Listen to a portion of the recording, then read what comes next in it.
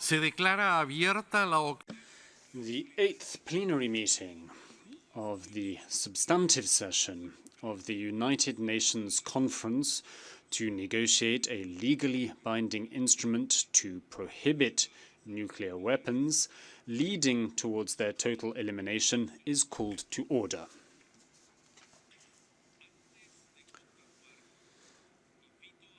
I would like to ask the conference to turn its attention once again to agenda item 6 before we proceed with the rest of this afternoon's agenda. Agenda item 6 is entitled Election of Other Officers. I have been informed that Indonesia has been appointed as Vice President of the conference with the approval of the group of Asia-Pacific states.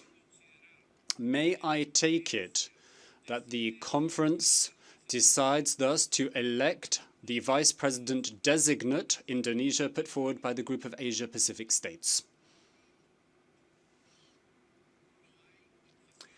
There are no objections. It is thus decided.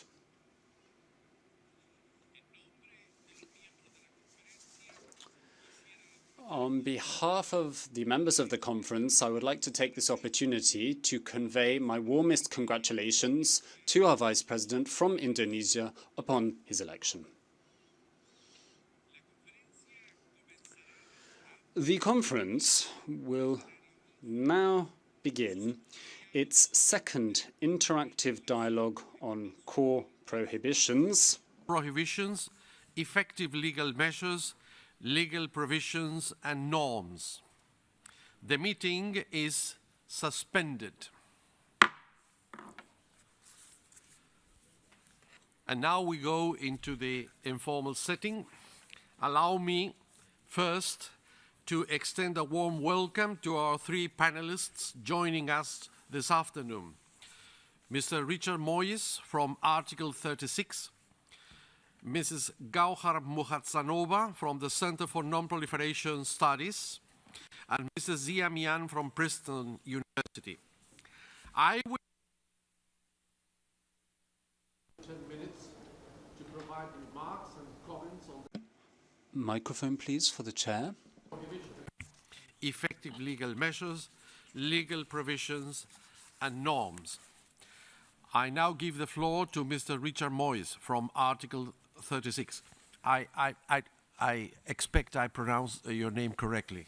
Thank you. You did pronounce it perfectly. Thank you. Thank you very much, Mr. Vice President.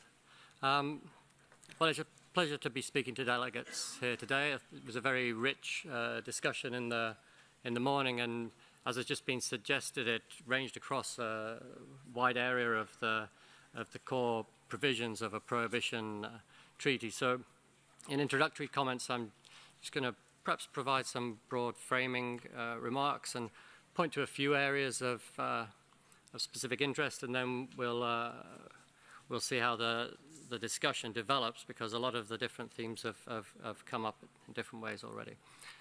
I mean, overall, reflecting on the discussion here, it feels like it's been an extremely rich debate over the course of the week, and there's a clear sense that states in the room are negotiating the same treaty. It's basic activities that are going to be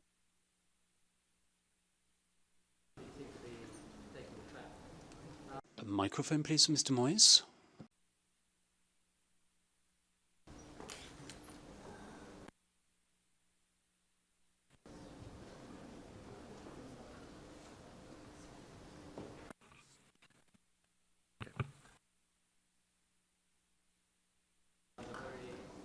Apologies, but we still cannot hear Mr. Moyes. I'm afraid the interpreters apologise, but we still can't hear the speaker.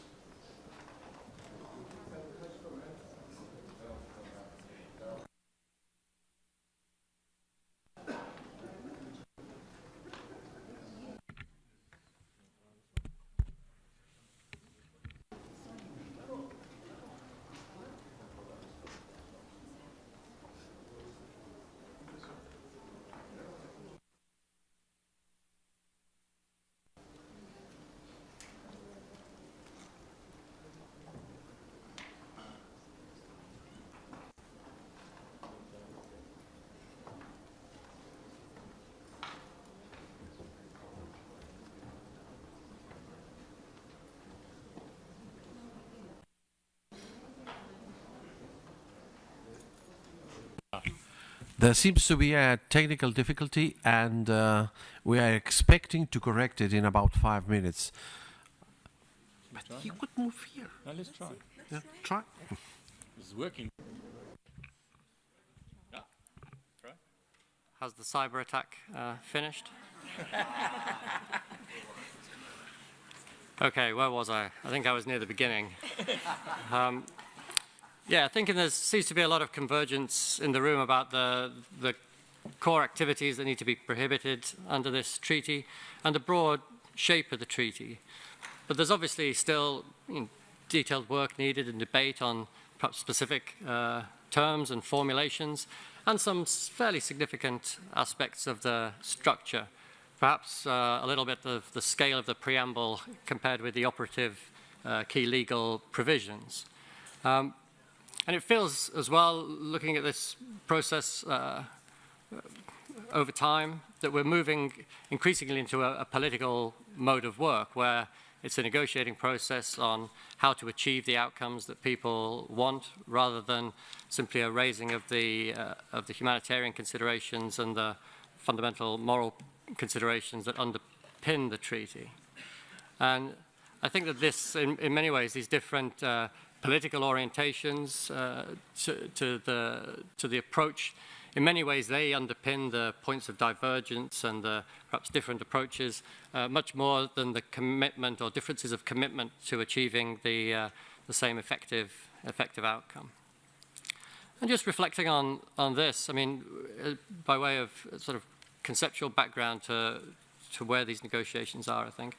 In many ways, it feels like over the last number of years, we've seen something of a convergence between a humanitarian mode of work, in many ways drawing lessons out of the conventional weapons world, with a world of work on nuclear weapons and a community of actors that have worked on nuclear weapons over a long period of time.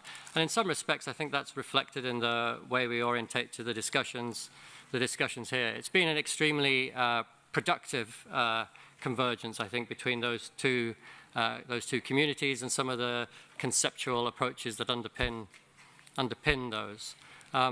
But of course, it also brings slightly different orientations in some ways, slightly different orientations to points of established language, and perhaps different orientations to what the legal trajectory in certain areas have been, and issues of perhaps principle in legal development that flow out of that. And in some respects, I'm thinking here about positive obligations that have been raised in the room a number of times during the course of the week, and which have become understood as principle-based obligations in conventional weapons instruments, but perhaps have been less discussed in relation to legal orientations around nuclear weapons. And I might come back to that.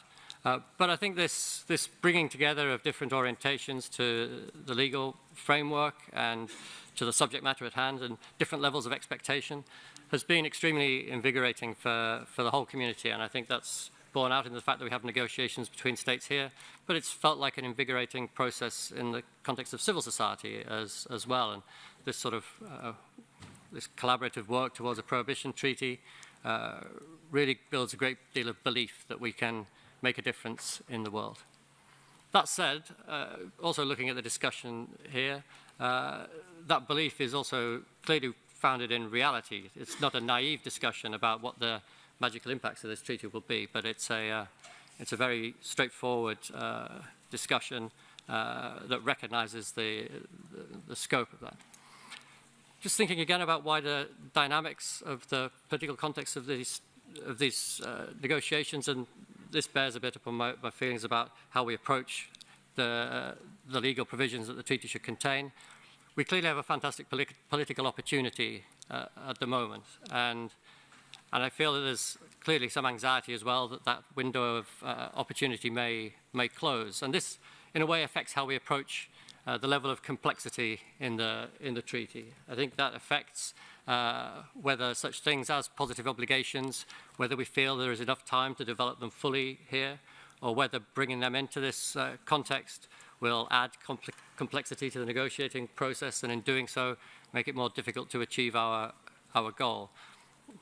I feel we can be confident that we have learnt lessons across a range of areas in the law and our legal experience, that we have foundations for approaching those issues and can work on them over the period ahead.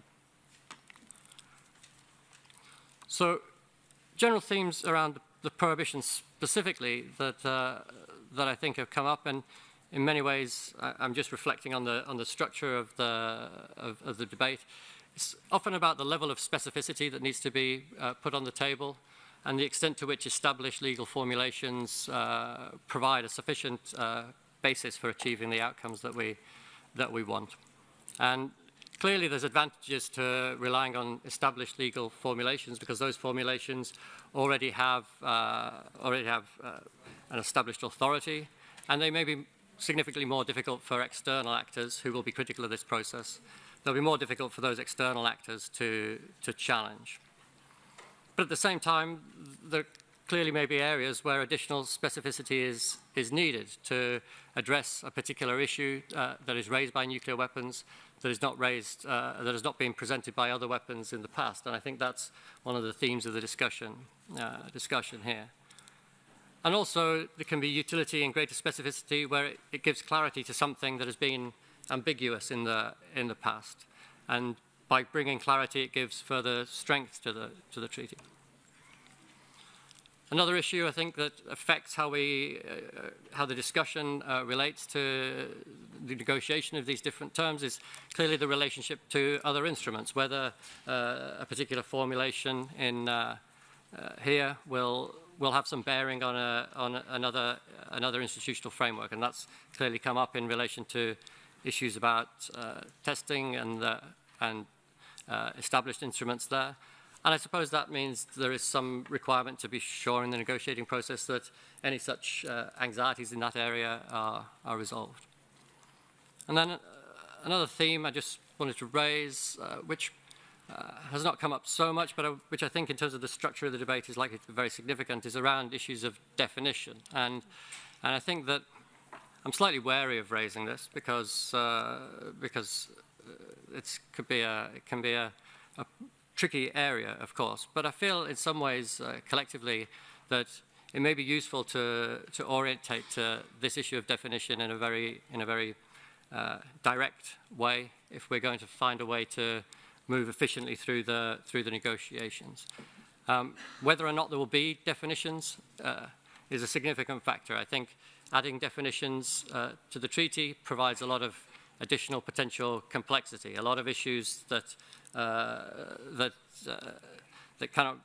can be moved out of the legal formulation, say in the prohibitions and the like, can come to life again in a definitions article. And of course, it also fundamentally affects how external actors may orientate to the treaty, because, as we've heard, there is no definition of nuclear weapons in the NPT, and there are significant dangers, perhaps, in defining nuclear weapons here in terms of the narrative function that will be told, not in terms of the authority of this group to do that, but because we know that certain actors will perhaps perpetually claim that that definition was not formulated in the correct way. So I think there's a range of sort of political and sort of negotiation issues bound up in that area.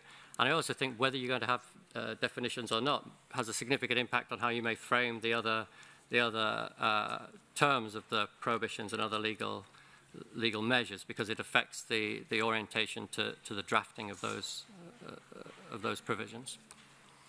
And then I just wanted to highlight, by way of illustration perhaps, one of these areas where we can have questions about whether an established general term provides sufficient specificity, and that's in relation to the prohibitions on assistance, encouragement and inducement, which I think broadly recognized as a requirement in the law in terms of how to approach prohibited weapons.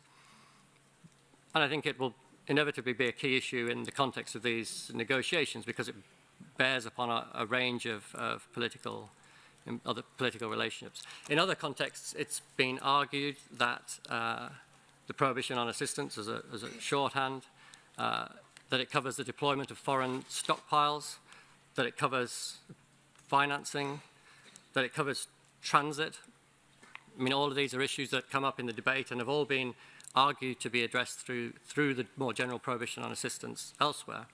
But they're all issues where there can certainly be argued to be utility in drawing out some more specification.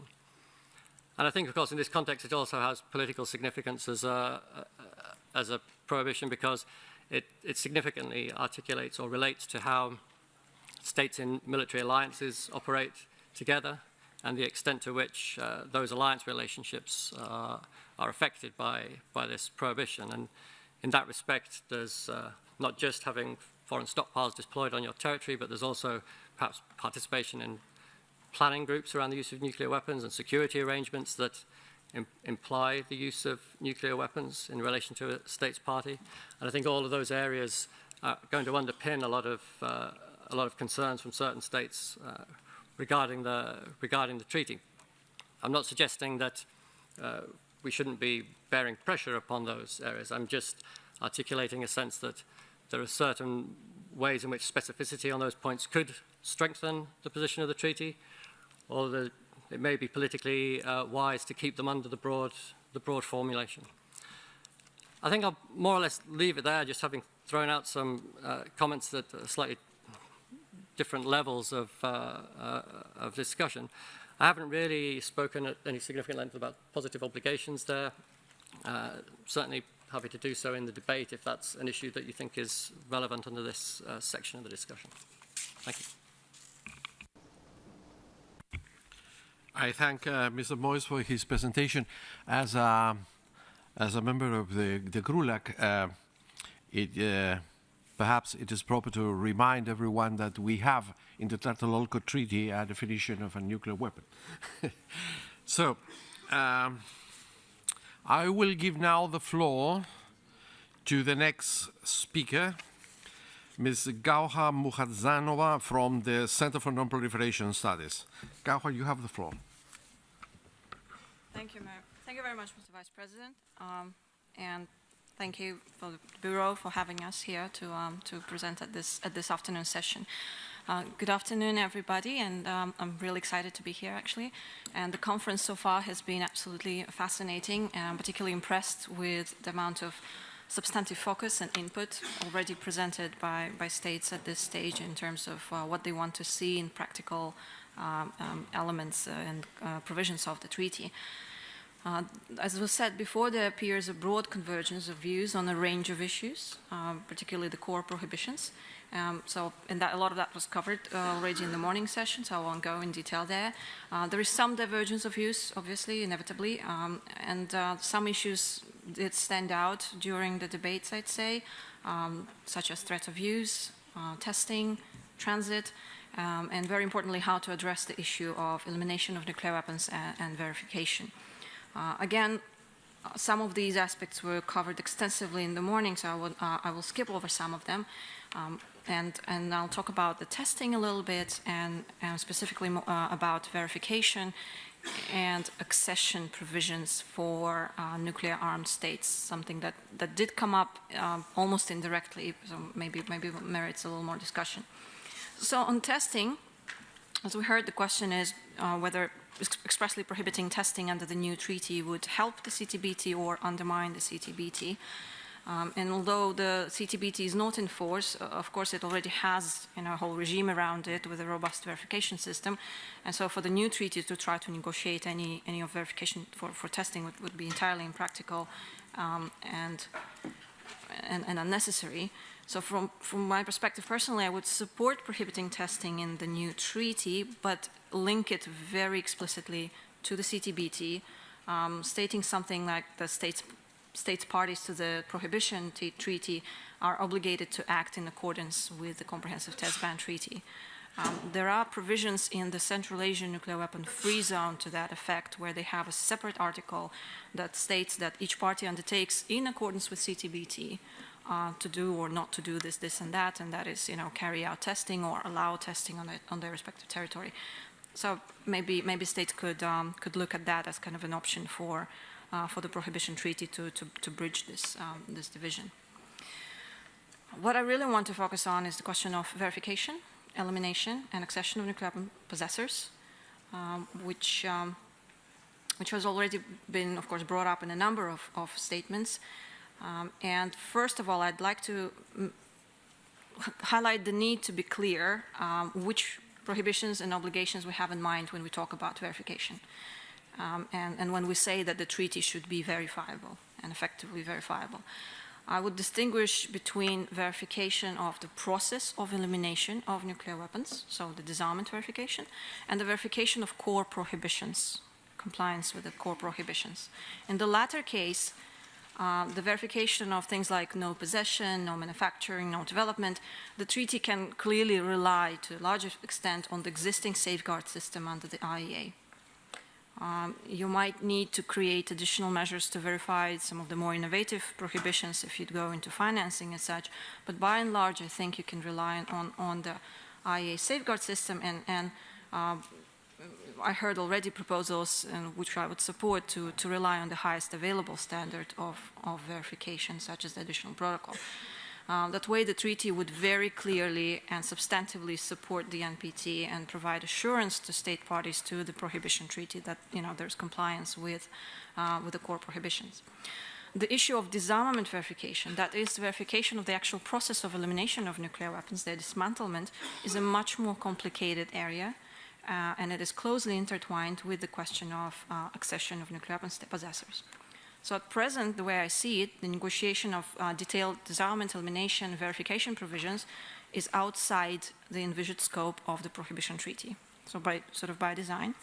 And realistically, it would be impossible to negotiate effective disarmament verification at this stage here without the participation of actual nuclear weapon possessors and within the allocated time. There are reasons, there are highly technical reasons for that. A lot of the solutions for verifying the elimination of nuclear weapons, particularly dismantlement of nuclear warheads, are simply not in place. Work is being carried out by nuclear weapons possessors, actually, and sometimes in cooperation with non-nuclear weapon states, but we simply don't have that technical expertise right now to say this is how disarmament verification should be carried out. And it would be similarly impractical to have detailed provisions on how elimination should be carried out. You can have general sort of expectations that there should be some kind of a time-bound framework attached to elimination, but I think it would be counterproductive to be very specific about that in negotiating this here instrument. I would even say that inclusion of specific verification, disarmament verification, elimination provisions in the Prohibition Treaty at this stage would be detrimental to any prospect of nuclear weapons possessors acceding to the treaty in the future, because anything specific that was negotiated without them having to do with the actual dismantlement is not going to attract their approval and joining. The treaty, however, clearly should be a step towards complete elimination of nuclear weapons, as is the mandate of this conference. There have been some suggestions in the room about how to reflect that in the text, whether to put that in the preamble or actually have elimination as a positive obligation minus the verification. And broadly speaking, there are two approaches, again, linking to the accession of nuclear weapons possessors. So it's either disarm and then join the ban treaty, or join the ban treaty and then carry out the dismantlement. So I'd like to go very briefly over the accession options and how they relate to verification. So the variant of first disarm and then join is something I call South Africa Plus. I'm sorry to abuse a country name, but it's based on the example of South Africa, who, as you know, had, under the previous regime, built a small nuclear arsenal, dismantled it, and then joined the NPT, and then invited the IEA to verify the fact that they got rid of the weapons. So under this approach, the Prohibition Treaty would simply exclude an actual disarmament program and associated verification altogether from its provisions. So you don't cover the verification of the process of elimination, but the treaty would have all states parties will be required to demonstrate the absence of nuclear weapons programs, and do that through implementation of comprehensive safeguards agreements and additional protocol, which would allow the IEA to conclude that there are no undeclared facilities, materials, etc. So in that sense, you don't define nuclear weapons possessors at all, because it's unnecessary, because any party joining the treaty will have the same obligation to implement these kinds of safeguards provisions and demonstrate they don't have nuclear weapons programs. That would provide, again, for a simple accession formula. You avoid definitional problems. The pitfall there, of course, is that disarmament will take a long time, and it will take place on whatever schedule the possessors come up with. Compared to South Africa, all of them right now have much larger arsenals. So the verification of, even once they disarm, the verification of that fact will take a long time. So you're clearly putting the accession to the ban treaty at the very, very end of the road. So that's kind of the problem there. But some advantages are that it gives them enough flexibility in how the disarmament actually happens. It relieves the negotiators here from coming up with complicated verification formulas, or even less complicated verification formulas. And it allows the nuclear weapon states, possessors, whatever, they can well get together and negotiate a separate instrument under which they accomplish the elimination of nuclear weapons with verification. And then once that is implemented, they can join the ban treaty. So that's one possible formula. It's very light on definitions, very light on verification provisions, but gives you a very, very long timeline. If you don't want to wait that long, and you don't want to put that at the end of the process, you want states with nuclear weapons to join earlier, and disarm once they join, you can sort of split the difference, and you still take dismantlement and verification out of the treaty text, and introduce accession protocols or additional protocols, again, something that was brought up by different countries in the earlier debate. And so whenever a nuclear weapon state is joining the treaty, they would have to attach to their accession an elimination program with verification. There you have to decide at this point probably how much you want to see in that protocol. At a minimum, probably should have a deadline.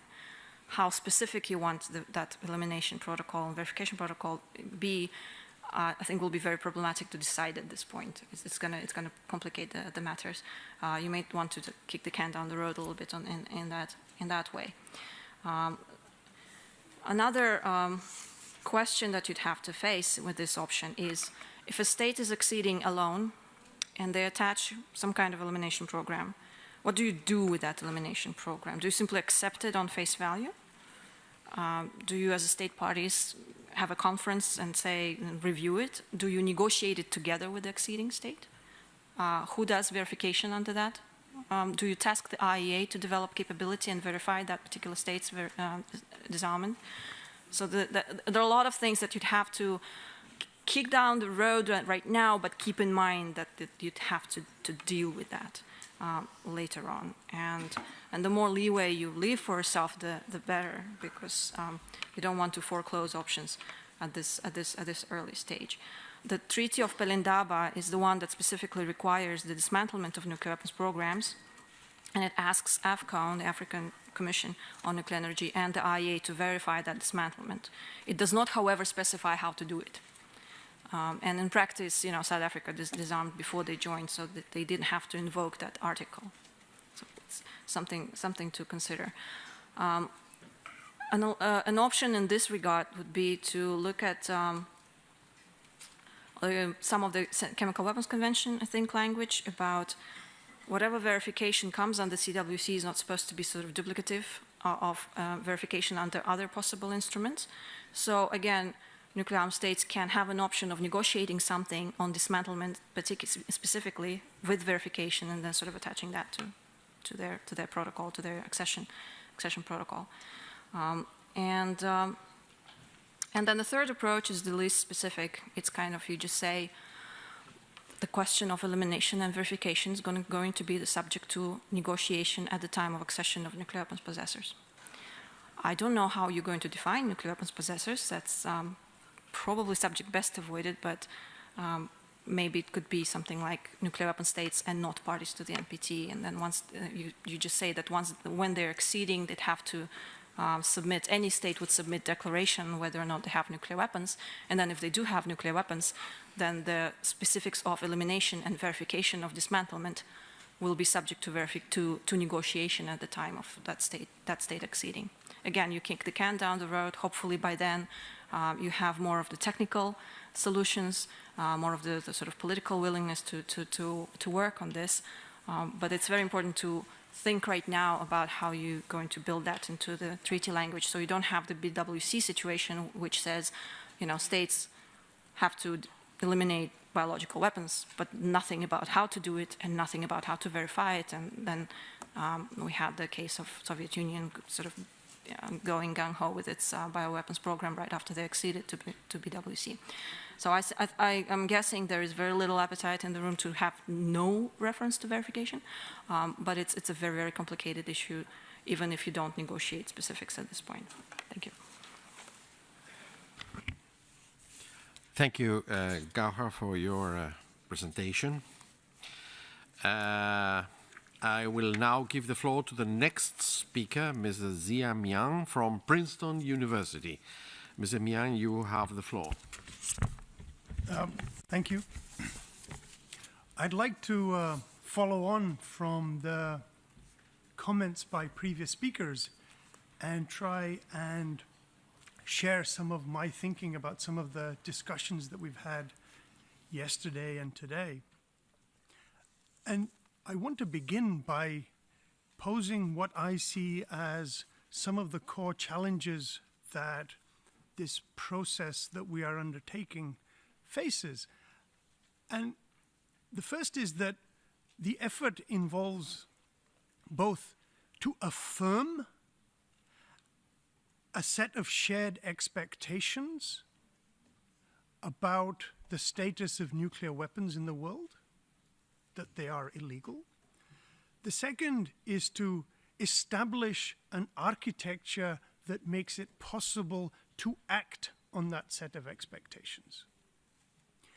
And I think that when you look at it, we have two things that follow. One is to eliminate actually existing weapons, since under the prohibition, it will be illegal for them to exist.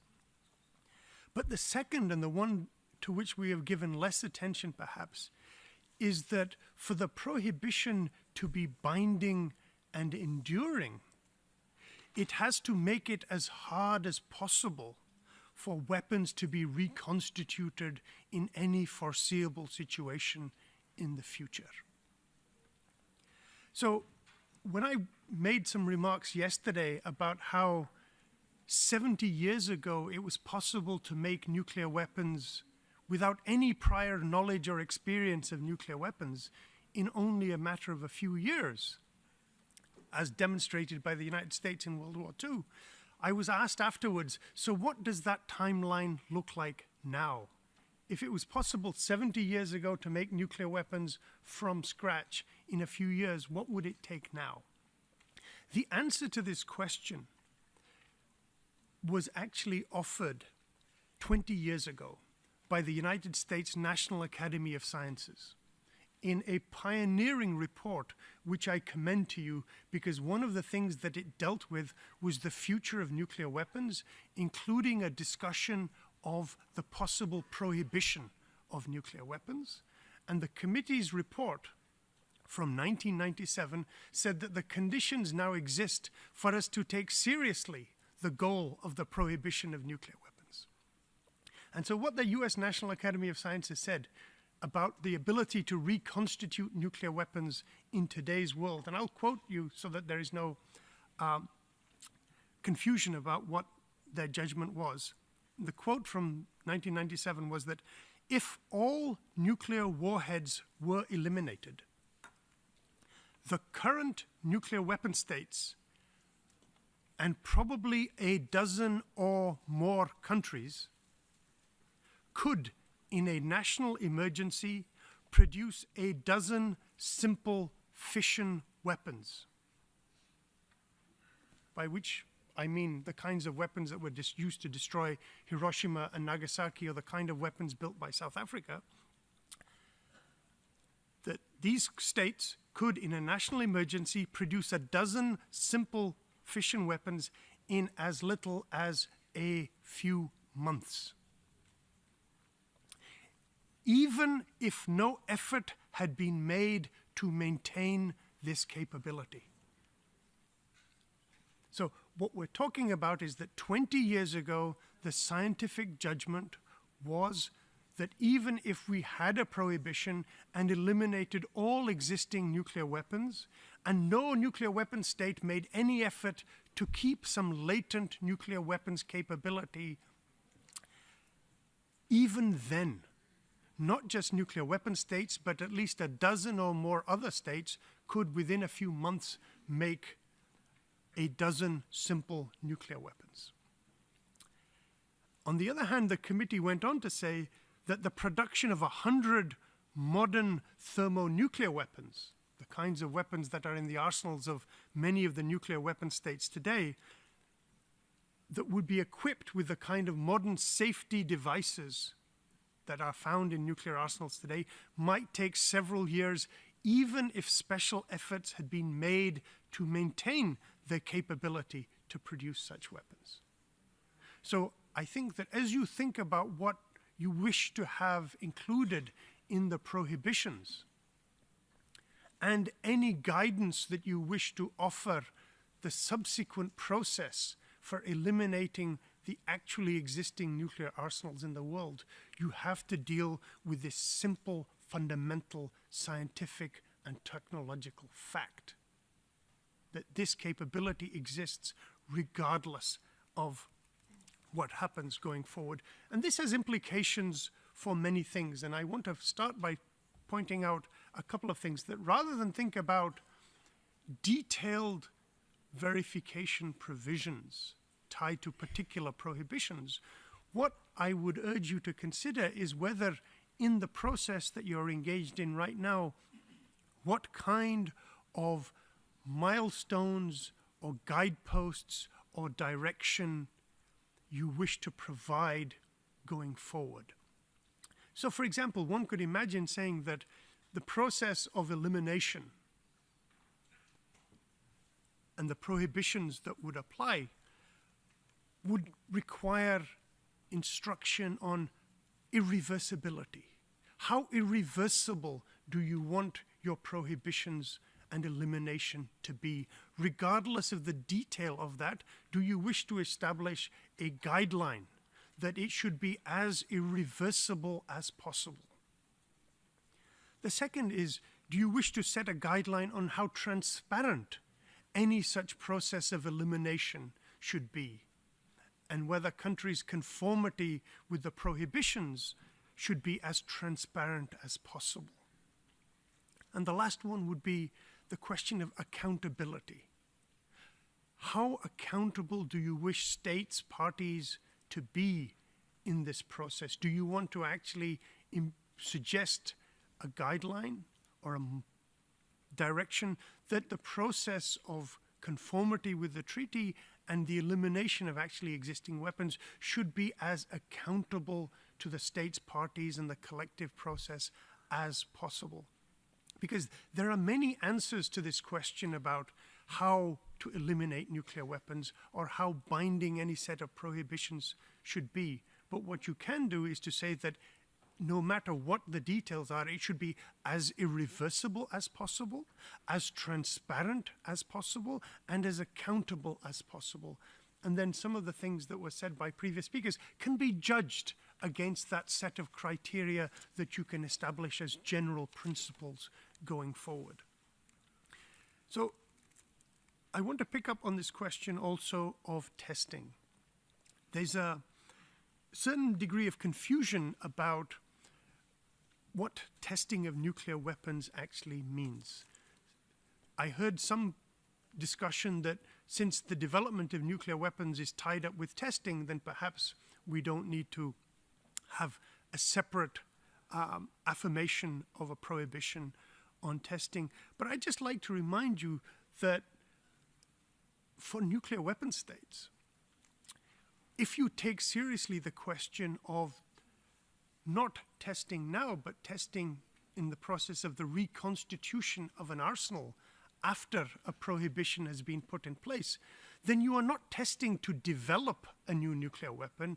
You are testing the fact that you have rebuilt a weapon that you already have had in the past. And this is a very different notion of testing than one that is tied to development.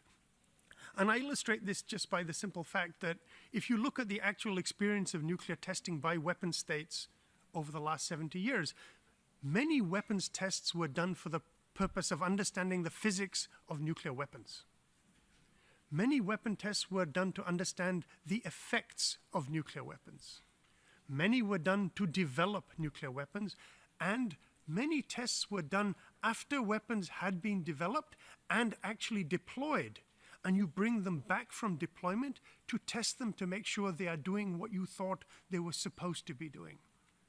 So it has nothing to do with development, nothing to do with weapons physics, nothing to do with anything. You're just doing it as a process in the same way that the United States and others continue to test ballistic missiles. Even though those missiles have been deployed for many years, you take it out and you test it to just make sure it's doing exactly what it's supposed to be doing. So one has to keep these distinctions in mind and think about what exactly is it that you're trying to anticipate. And I think one of the things that the prohibitions that you're thinking about have to do with, as I said, a structure of expectations, but also we're talking about an anticipatory treaty. We're talking about a treaty that begins to anticipate what a world free of nuclear weapons could look like, and the set of imperatives and obligations, norms, as well as legal structures and verification mechanisms that would make such a world as resilient and as robust against the pressures and stresses that such a world may actually face. The two things that I want to end up by making an observation about is having to do with positive obligations. The first is that the prohibition of nuclear weapons, given that states seek to keep nuclear weapons programs secret, there should be an obligation by all states to protect whistleblowers who alert the international community that there are reasons for suspicion that their country may actually be undertaking prohibited activities. Because if you don't have that, then you leave good citizens at the mercy of their governments when those governments are violating international law. So let me give you a simple example. We knew about Israel's nuclear weapons program in some varying degrees of confidence, but it was not until an insider from the Israeli nuclear weapons program publicly brought out details of the program, Mordecai Vanunu, to his great credit. And he was kidnapped by Israeli intelligence from England and spent 18 years in solitary confinement. If in a world where there is a nuclear prohibition treaty, a government seeks a secret nuclear weapons program, and you have an insider who has conscience and seeks to alert the world, are the states parties to a prohibition treaty going to say, thank you for telling us, but now you're on your own? As opposed to the fact that you have done the world a service. This is what we expect from scientists and technicians everywhere, that if you suspect that your government is violating a fundamental prohibition that the international community has put in place, the international community should embrace its obligation to protect those people as far as possible. The other thing that I think has to be a profound positive obligation is to work with all existing international, regional, sub-regional, and other kinds of organizations and civil society in the way that we've seen in the process unfolding here. I think it's actually important to take the kind of process that has led us to these negotiations and embrace that as a model for how to go forward. That what we want to see is not that we go back to a world where civil society waits outside the door while the international community of states moves forward, but where you have a positive embrace of the relationship through a positive obligation to include not just individual states parties to a treaty, but regional organizations like the Nuclear Weapon-Free States, international organizations, whether it's the World Health Organization or the Committee of the Red Cross or others, as well as civil society, wherever it happens to be, as part of the active stakeholders of the process going forward to make sure that these prohibitions can be actually held in place under the kinds of pressures and stresses that the world actually throws at us on an ongoing basis. Thank you.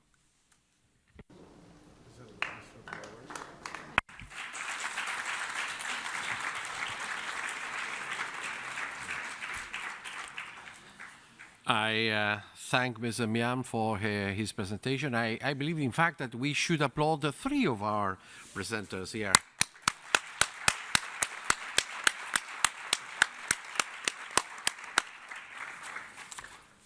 So, is this one? Okay. Ahora voy a dar la palabra. I will now give the floor to all participants who request the floor. First on the list, I have the distinguished delegation of Ecuador. Ecuador, you have the floor. Muchas gracias, señor presidente. Thank you very much, Chair. Echoing what other Spanish speakers had to say this morning, I will take the opportunity to say now, but just to say what a pleasure it is. Regrettable that we have to switch to English in this multilingual setting.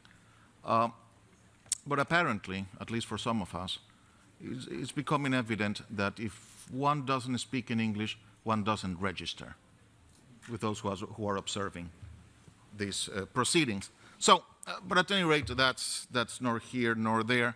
No, thank you for the panelists and for your participation and your thoughtful ideas. I think it was very interesting what Mr. Moyes talked about, when he went to the issue of definitions. And certainly, he said it's a complicated issue. It is, very much so. But I think, of course, we should not be afraid of having discussions on things that need to be discussed. Restraint is fine. Too much restraint in having discussions will lead us to future problems. It always does. So, now, definitions is a complicated issue. Some treaties do have a section on definitions. Some don't. But of course, this may raise questions, and we, certainly as Ecuador and myself, we're not proposing to have a chapter on definitions. It could be indeed very complicated. We are all aware of that. But of course, we have to ask questions, and some of those were asked from the panel this afternoon. Does the prohibition of assistance cover transit? Does it really? Maybe yes, maybe not. Do we in 10 years' time go down to the history of this conference and see if when we were speaking about prohibiting assistance, we were thinking about transit, or do we make it explicit?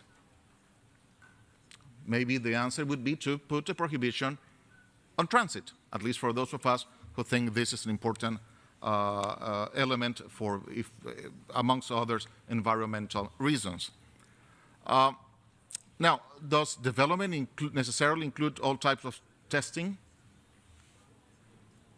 Maybe yes, maybe not. Do we need a definition, or is better rather to put down two sets of prohibitions? Prohibitions on development, prohibition on testing. It was very interesting to listen to also to Mr. Mian on the issue of how easily or not could a new nuclear weapon be fabricated even after prohibition and an initial elimination of the current arsenals. But of course, that raises a question: can we prohibit knowledge? Probably not, but maybe we can prohibit the transfer of know-how. So, under what do we put that? Maybe it's assistance, maybe it's actually prohibition on development, prohibition of commercialization, if you wish, of nuclear weapons. So that's an issue that perhaps could also be explored. Now, I would like to touch on an issue that was raised this morning in the context of preamble, but at least from our perspective, perhaps it has more to do with the chapter on core prohibitions. In the discussion that we will need to have, and we will have, of course, during our negotiations, but maybe we can start clearing up any type of incomprehension on this one, on the prohibition of threat of use, which, at least from my own appreciation, most, or at least many of those who have participated do support that prohibition, and others do not. But of course, I know that that wasn't at least the topic of the panelists this afternoon, but if any of you may wish to comment also on this, because one of the arguments I heard the previous days and this morning was that it could somehow weaken Article 2, I think it's 2.4 of the Charter. You know, and I went back and reread it, and of course it reads the threat of use or use of force. So if it weakens the threat of use, the word, it's not even a phrase, it's part of the phrase, then wouldn't it the prohibition of use also, by that same token, weaken the general prohibition of use of force in the Charter? Let's not, the prohibition of the threat of use has very much to do with what underpins nuclear deterrence. And the fact that, yes, some of us do want to make it clear that it is the nuclear deterrence in its basis, in its foundations, goes against international law. How do we do that? By indicating that's a threat of use of a weapon that basically gives out the message, we will utterly destroy you. We will leave no survivors. If the use of a weapon is a crime against humanity, isn't it stand to reason that the threat of use of that same weapon is also a crime against humanity? Thank you. Thank you. Gracias, señor presidente. Thank you, Chair. Gracias. Thank you, Ecuador, for what was a very interesting and enlightening intervention. Thank you. I have 3 requests for the floor at the time being from Sweden, Venezuela, and Austria. I will begin by giving the floor to those 3 countries, and after that, after we've clustered the questions from all 4 of the countries, I will hand the floor back to our panelists so that they can respond to any questions asked or respond to any of the comments raised by those 4 delegations. So in that manner of proceeding, I will begin by giving the floor to the distinguished delegation of Sweden. Sweden, you have the floor. Thank you, President. And I would like to start by thanking the 3 panelists for their most interesting interventions. I would like to address briefly 2 issues. And the first is the question of definition. We feel that it would be very useful to have a certain amount of definitions in the treaty, especially a definition on what is a nuclear weapon. If we are going to prohibit something, we must really know what we are prohibiting. If we do not have this definition, I believe that you create a certain amount of uncertainty. And as was also stated by one of the panelists, is that definitions are contained in certain treaties on nuclear weapon-free zones, so it wouldn't be anything new that we are inventing, and I don't think it should be too difficult to agree on definitions. The other issue that I wanted to address is the issue on verification. And I would really like to thank Ms. Mukatsa-Kanova for her very illustrative intervention. And her thinking was very much the same as our own thinking that we expressed yesterday, but of course in much shorter terms. We believe that we have to have some kind of verification for the prohibition that will lead to a certainty of compliance with the prohibition. I think we see a history of various treaties on weapons of mass destruction that have not been fulfilled, and in order to create trust, we really need some kind of verification that assures that there is compliance with the prohibition. And for our part, we suggested yesterday that the additional protocol would be such mechanism, and it would also be cost effective because it is already there, and it is something that most states already adhere to.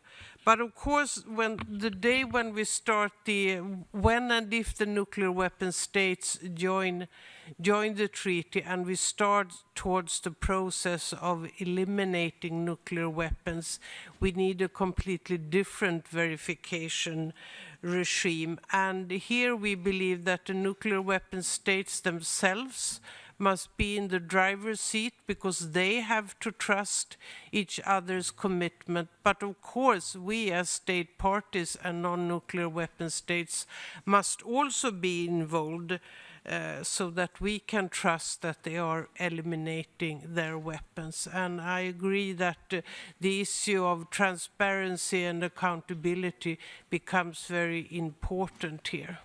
Thank you. I thank the distinguished delegate from Sweden for her intervention. Y ahora le doy la palabra. And I will now give the floor to the distinguished delegate of the Bolivarian Republic of Venezuela. Muchas gracias, señor presidente. Thank you very much, Chair. Chair, I would like to refer to an issue that was flagged perhaps as a side issue, perhaps tangentially, but it was something that was raised by Professor Hoyes in his presentation, and I think it's something that we need to put on the table for our discussion. We need to bring it into the light, as it were. In the discussion on prohibition, not all countries have indicated that they're open to prohibiting nuclear territories' emplacement or use on their national territory, including nuclear-powered boats in their ports or territorial waters. They also allow planes carrying nuclear weapons to transit through their airspace or to land and refuel in their national territory. Sometimes these aircraft, these nuclear-capacity aircraft, are also stationed in their national territory. So against that backdrop, one of the explanations we receive is that it would be very difficult to implement such a blanket prohibition. But my question is, which part or section of the treaty would be easy to implement? All of this is difficult to implement. I will switch to English very briefly. What is the part of the treaty that will be easy to implement? And from the conversations we've been having, it seems that the spirit in the room is that we want to achieve a treaty that stigmatizes nuclear weapons. So the question is, why stigmatize some aspects or some activities related to nuclear weapons, but not others? Especially when we're talking about aspects and activities that underpin the military strategies and security doctrines of so many countries. So I just wanted to put that question up for the panel and for any state who's willing to engage in this debate. Thank you so much. I thank the distinguished delegate from the Bolivarian Republic of Venezuela, and now I give the floor to the distinguished ambassador of Austria. After this intervention, it is my intention to request our distinguished panelists to answer the questions or the comments already made. Ambassador, you have the floor.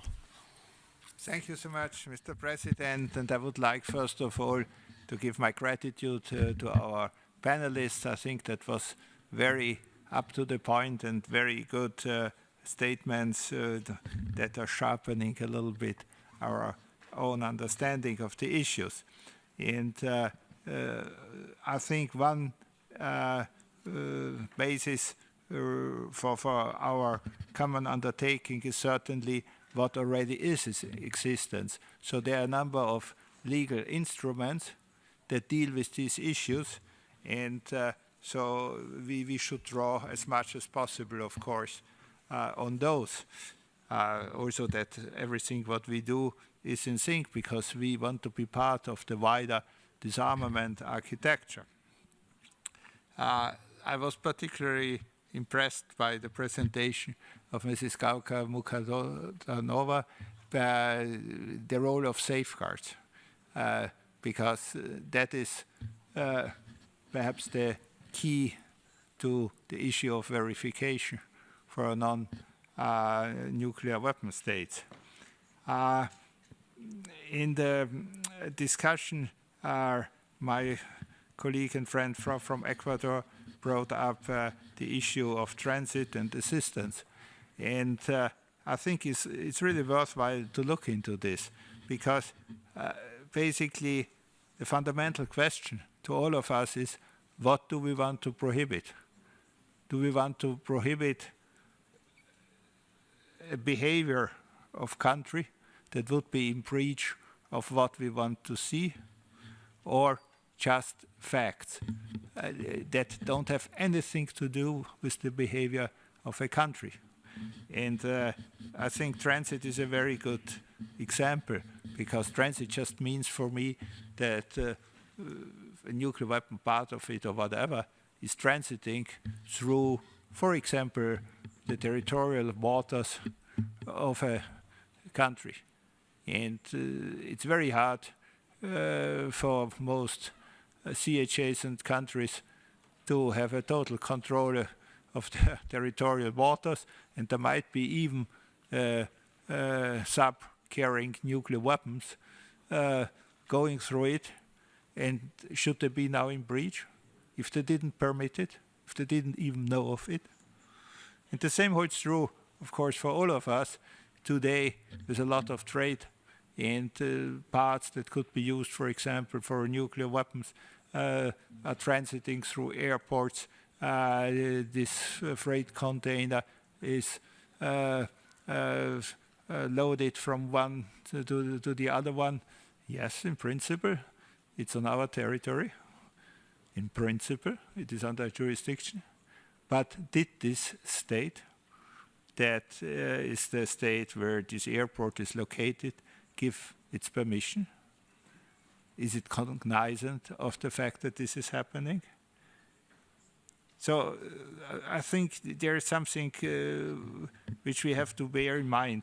So therefore my delegation was tending to the idea assistance is a good term, because assistance means that you assist. It's an active behavior and you're in the knowledge of it. But certainly it could also be phrased otherwise and so on. But I think that is something that we have to bear in mind. And that has very much to do with the very justified question of my colleague from Venezuela, because I think the treaty obligations should be of such a nature that they can be implemented, that you are not in breach of it, even though you do the very best of your efforts to comply with the treaty. So there's always this fact that you have to set an active behavior, which we should not forget. Thank you. I thank the distinguished ambassador of Austria, and now I will give our panelists the opportunity to answer the questions or to comment the comments already made. Who will start? Mr. Moyes, you kick the ball. Well, I hope I'll kick the ball. There's a range of different issues raised there. Thank you very much for the different input. The issue there of transit, I think, was a useful back and forth, and I think we can see the types of dynamics to that discussion. The idea of transit being under the term assistance clearly does suggest that active element to it, and I think continuation on that theme is inevitably necessary. I don't think it's possible for me here to know the practical arrangements that states have regarding vehicles moving through their territories, and clearly that has a significant bearing in this respect. The threat of use was again raised, and I think in my mind here, when I was raising the assistance prohibition specifically, I was trying to think also about one of the aspects of how the threat of use is undertaken, because a little bit as it was articulated that if the use of a weapon is illegal, surely the threat of use is directly illegal. so for states parties who actually have states parties that don't have nuclear weapons, clearly the capacity to directly threaten to use them is rather diffuse. But there's another way in which that states parties may relate to this issue, which is through their assistance to others and through the types of arrangements that they're operating in, partly, as was discussed, regarding nuclear weapons stationed on territory, but also aspects of security arrangements and security activities. So I sort of see threat of use seems to operate at a number of different levels. One is targeted at the concept of deterrence, but in the context of these kind of weapon treaties, it's also related to the practical arrangements that states parties have in place with other actors, and I think that's significant. In terms of one of the definitional points that was raised, I'm sorry that I didn't mention directly the established definition. I suppose one of my concerns or lines of thought there is a political related issue about the subsequent characterization of the treaty and whether external states parties will point to the idea of definitions being drawn out of other instruments as being necessarily divergent from their assessment of the definition, because of course definition is endlessly reorganizable. It's not as if there is one completely distinct definition of nuclear weapons. And I'm more just raising there a potential political anxiety that by formulating a specific definition that has not necessarily got the direct acceptance amongst a certain group of states, they could use that as just a standing justification for some sort of problematic orientation to the treaty that I think would be unfortunate. So I'll leave it there. Thank you. Gauhar, can you continue? Thank you. I don't think there were any questions as such directly at me, but on the issue of the threat of use, Richard and I actually had a little chat just before this panel and discussed exactly that issue, whether prohibition on the use of nuclear weapons automatically sort of implies that the threat of use would be illegal as well. And that also, I guess, relates to the question of why stigmatize some aspects of nuclear weapons and not others. I guess I have a much more general approach to it, because I think if you prohibit possession as such, production, use, and stationing, that's a very broad net you're casting, and you can of course go into further and further specifics and add all kinds of other activities. But I think the broadly prohibition of production, manufacturing, possession, use, and stationing, deployment, I think it's probably enough to establish a very clear norm, if that's the idea, is to establish a clear, broad enough norm. On the subject of verification, I would just say that I would maybe just highlight the importance of consulting probably with technical experts at this stage. Even if you're not going to go into detailed verification negotiations, but it's important to consult with technical experts and legal experts at this stage to be clear about what's helpful to include at this stage and what could be extremely harmful to include in the text at this stage. I think I'll stop here and respond later if there are more specific questions. Thank you very much. Ms. Mian, please. Thank you. Let me take up these two questions of threat of use and of transit.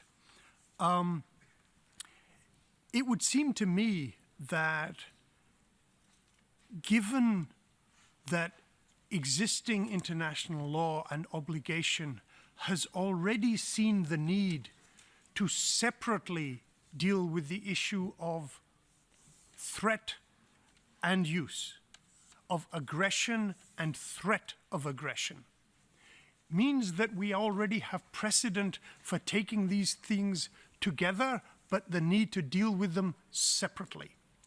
So that's part one.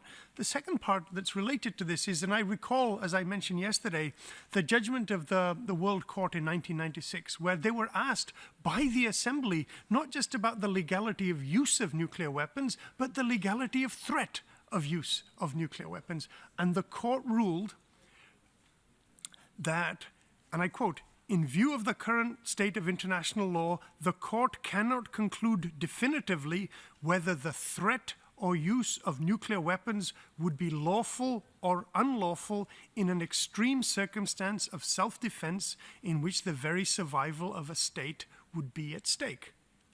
Now, the Prohibition Treaty that we're going to try and develop here will add and make it easier for a future court to conclude that the use of nuclear weapons would be unlawful. But the fact that the court felt the need to treat both the threat or use of nuclear weapons and that they could not conclude that it was unlawful in extreme circumstances to threaten the use of nuclear weapons means that there would be value in closing both these doors.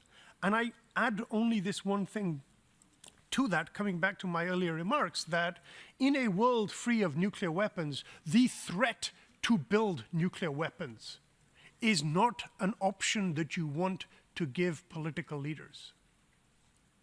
Even if you don't have it, the threat to seek it is something that you should seek to forestall, because if one country threatens to build nuclear weapons in a world free of nuclear weapons, others will follow suit. And then what you have is that you create the dynamics that lead from the threat to have nuclear weapons to the search for nuclear weapons. So I think that the further forward we can move the set of prohibitions increases the time and the opportunity for the international community to intervene in crises and prevent the kind of arms race escalations we have seen in the past. On the issue of transit, I'm actually being a little surprised about this discussion of transit, because it would seem to me that we've actually got precedent for how to think about this issue of transit already, and we've actually addressed this as an international community, and that has to do with United Nations Security Council Resolution 1540. And 1540 is very explicit on this question of transit and transshipment. So Article 3D of the Security Council Resolution 1540 says that states undertake to establish, develop, review, and maintain appropriate, effective national export and transshipment controls over such items, including appropriate laws and regulations to control export, transit, transshipment, re-export, and controls on providing funds and services such as financing and transporting that would contribute to proliferation. And in the context of 1540, that proliferation addresses nuclear weapons, chemical weapons, and biological weapons for non-state actors. There is no reason that the Prohibition Treaty that we are seeking to develop here should not embrace the language of Security Council Resolution 1540 and apply it not just to non-state actors, but to state actors, where the issue of transshipment and transit and export and financing and transporting have already been established as binding obligations on states by the Security Council. Thank you very, very much. I have now requests for the floor from Mexico, Uganda, Iran, Brazil, and Ireland. At the same time, I have requests, 4 requests for the floor from NGO representatives. If it is, if you are in agreement with me in this respect, I suggest that we could combine both to form a cluster of questions to pass to the panelists. And I believe that approach could be consistent with our desire to have effective participation from the civil society in this debate. Is that palatable? Is that, does that approach find agreement from the delegations? Okay, we'll proceed that way. So I give now the floor to the distinguished Ambassador Lomonaco from Mexico. Thank you, Chair. As I said earlier, this day of interactive dialogue is a luxury, and this panel is an expression of that. So I'm planning to take full advantage of it and exploit the panelists. But don't be surprised if I keep going back to the issues that you already touched upon. because I think it's useful for us to further flesh out these issues. And you would not be surprised that I will talking again about testing, transit, and also definitions. On testing, Mr. Mian already established that according to him, and I might be in agreement, development doesn't fully cover all sort of testings. But then again, if these specific prohibitions, these specific testings that you referred to, for instance, about redeployment, might not necessarily be a case in point for this treaty, because it will only apply to states that do not possess nuclear weapons, either because they eliminate them before or after joining the treaty, or because they are non-possessing states. So testing for redeployment is not a scenario that is likely to be covered by this treaty.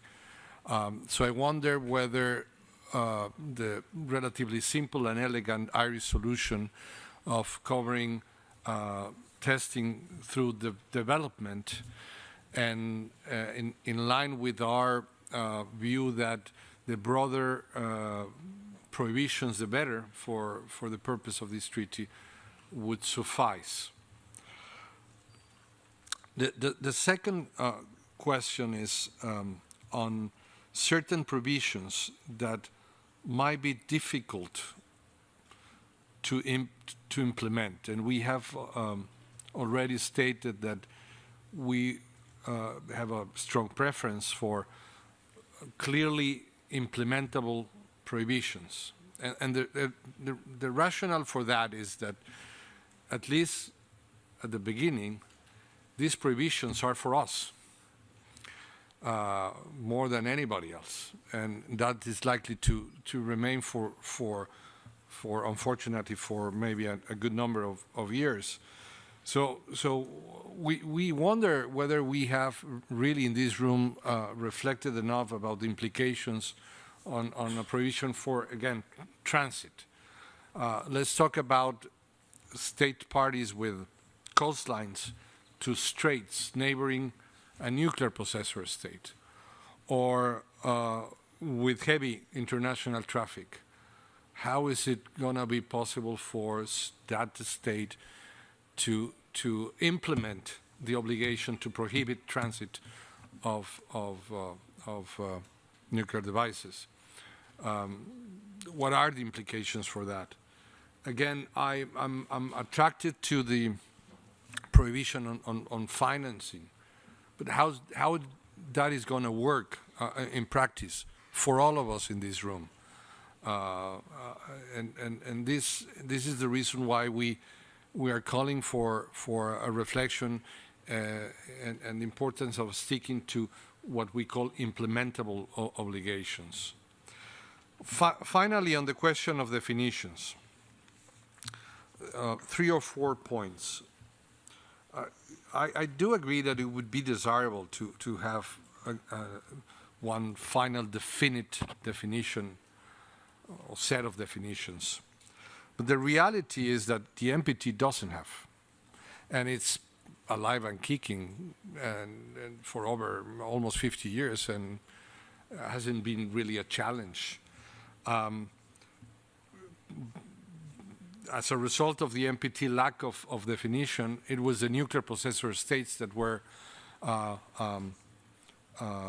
induced to or forced to develop some sort of definitions for the glossary, which is ironic in a way. There is an ongoing work for over 3 years in the International Partnership for Nuclear Disarmament Verification that includes both nuclear possessor states and non-nuclear possessor states, around 25 altogether, that have been working for 3 years on the definition, and they're nowhere near to agree on a definition. So I wonder on the practicalities of a negotiation that would try to zero once and for all. One additional element, the Tlatelolco Treaty does have a definition, but that was before the NPT. It was developed, of course, before the NPT. We are happy to lend that definition to the rest of you. But there are implications on that. That means that for us, parties to the Tlatelolco Treaty, we would not be able to accept a definition that are different from the ones in the Tlatelolco Treaty. So just to illustrate the complexities of this exercise. Thank you. I would like to thank the distinguished Ambassador of Mexico. I give the floor to the distinguished delegation of Uganda. Thank you very much, Mr. President, for this opportunity to speak. Mine is a question. I want to thank the panelists who have given us such insight into this ban treaty.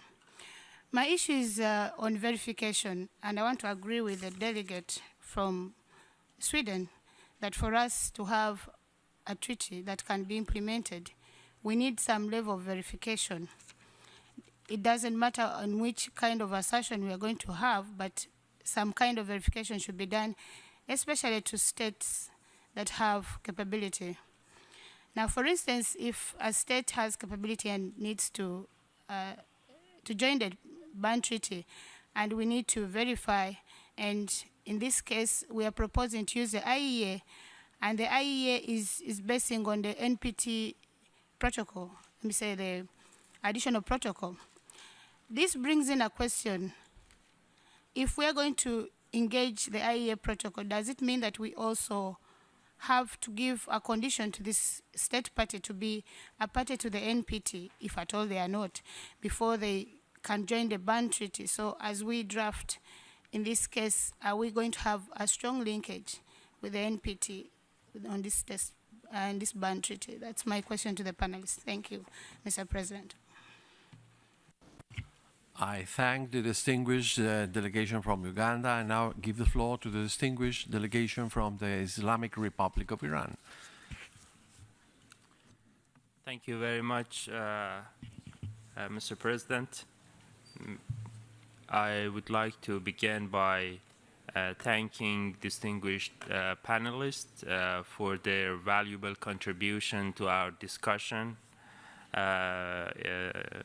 The points that they raised were very useful.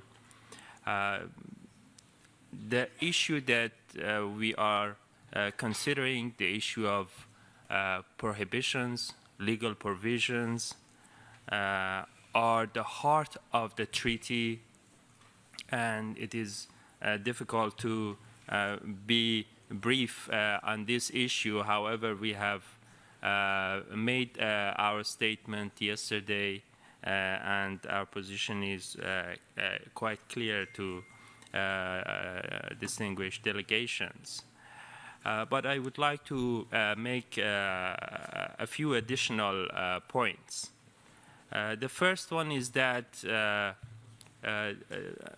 we have to know, and I'm sure everybody knows, that what we negotiate here in this conference and the decisions that we are going to make on the provisions, on the structure, and the design of the instrument would have far-reaching consequences for nuclear disarmament in the long term.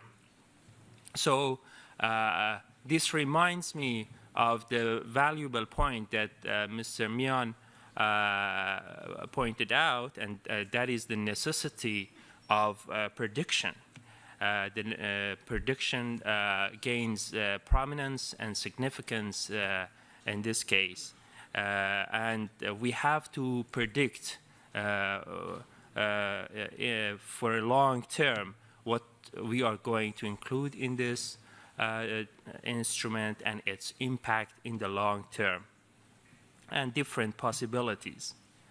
The second point is that Our preference is the design of a instrument, of an instrument that includes hard, legally binding obligations.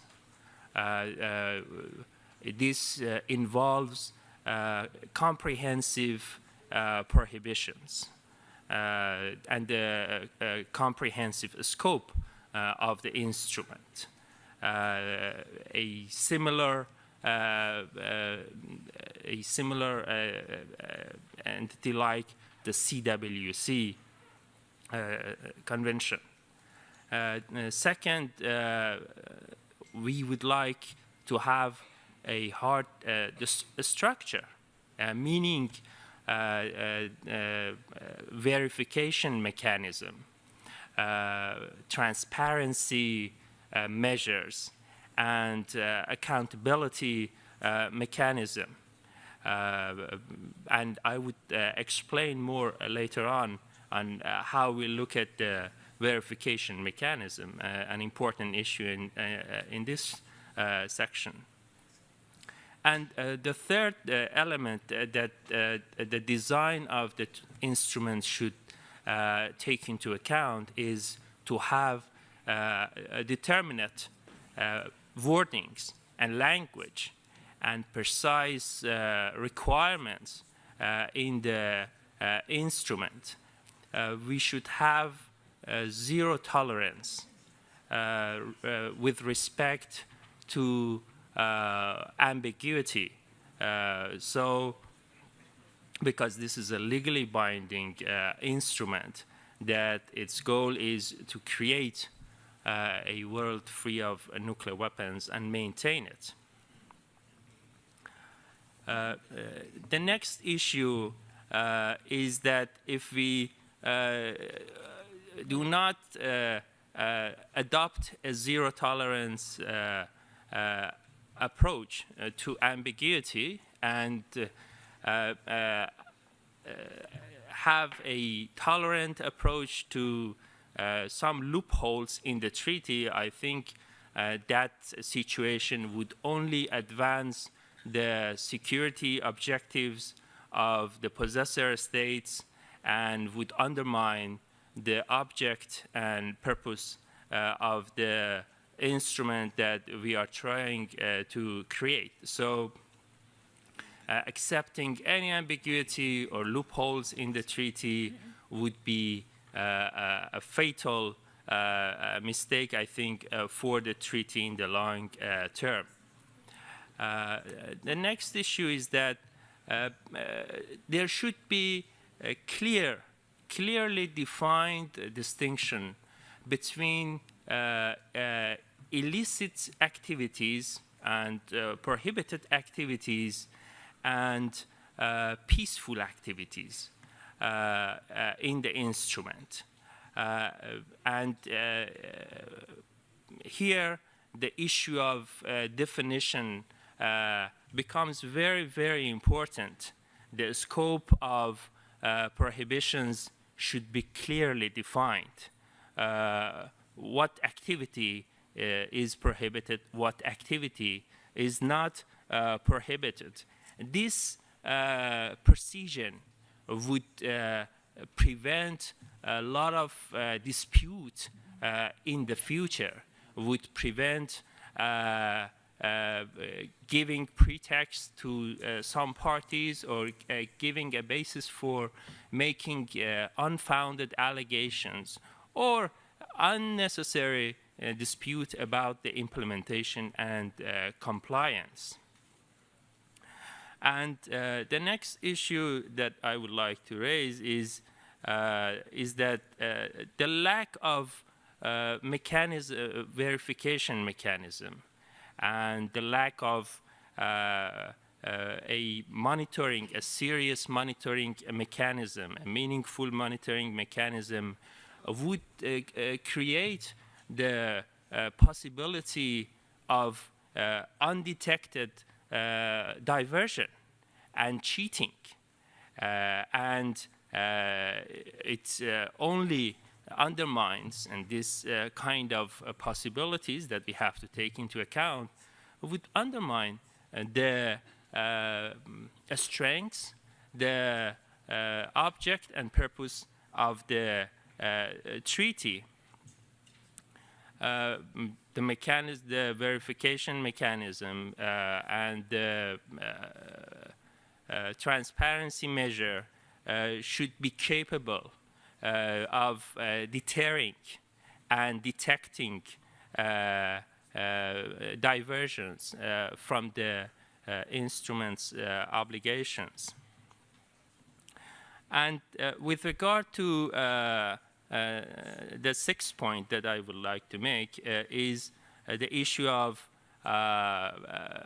prohibitions. Again, the importance of verification mechanism becomes more prominent when we think about verifying the prohibition of deployment. Nuclear weapon sharing includes, is part of the deployment. The receipt, the storage in foreign lands, and the prohibition of transfer.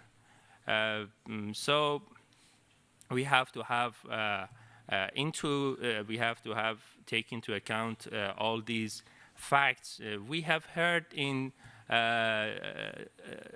previous meetings that what we need now is prohibition at this moment, and don't underestimate the impact of prohibition and the creation of a legal norm.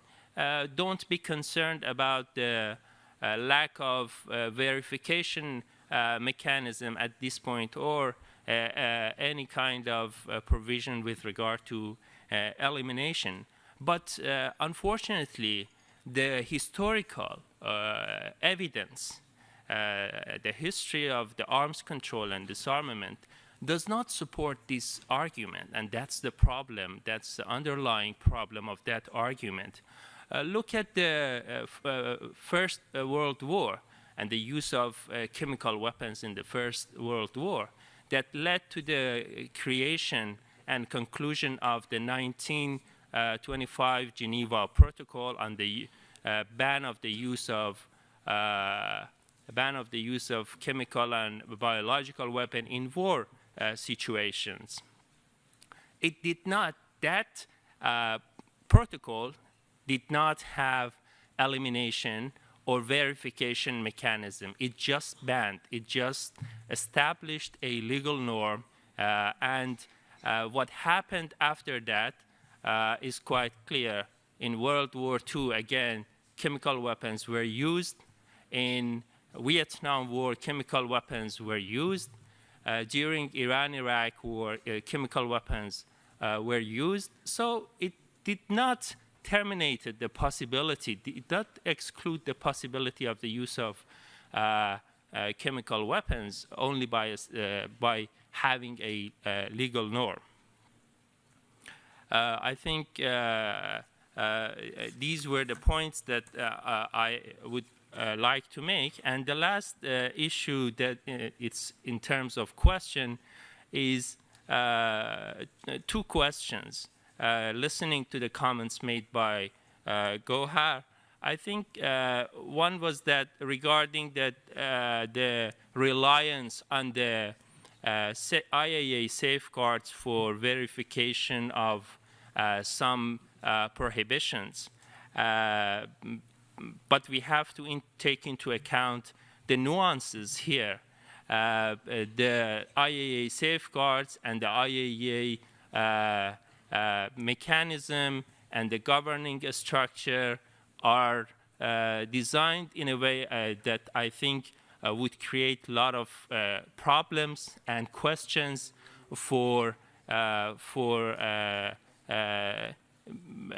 us if we want to rely on that mechanism. Is the IAEA Board of Governors is going to decide on the implementation of the IAEA safeguards that is linked to this instrument. The next issue or the next point that Gohar raised was that let's put aside elimination at this point, because if we include elimination at this point in the document, it would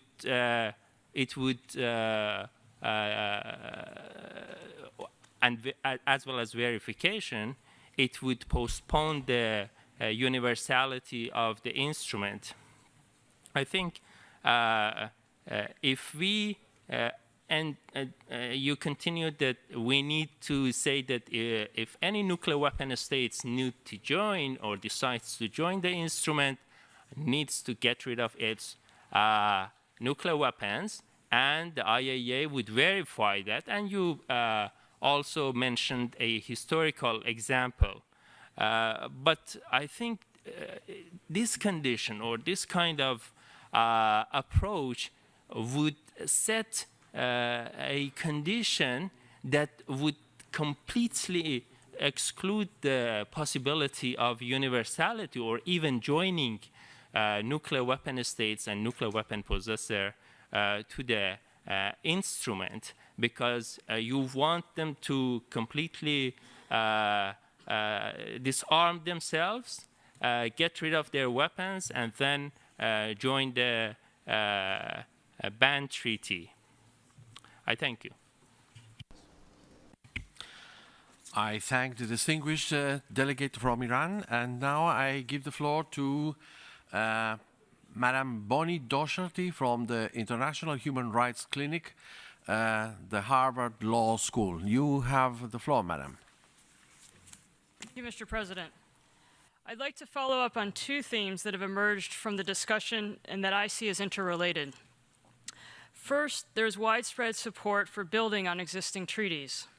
For example, it is important that the Nuclear Weapons Ban Treaty fill the gap in weapons of mass destruction's disarmament.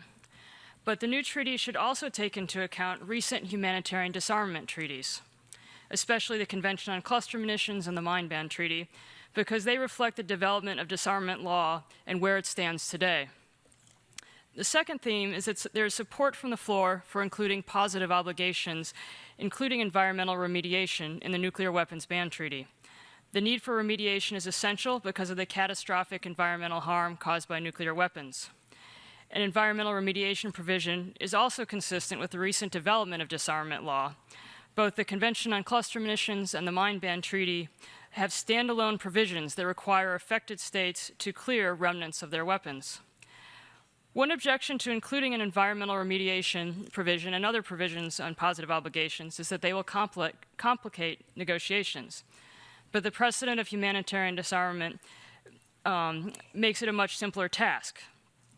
It seems, for example, that the general elements of the Convention on Cluster Munitions clearance provision could be adapted and applied to environmental remediation in the nuclear weapons context, while still allowing flexibility for states parties to work out details at the national level.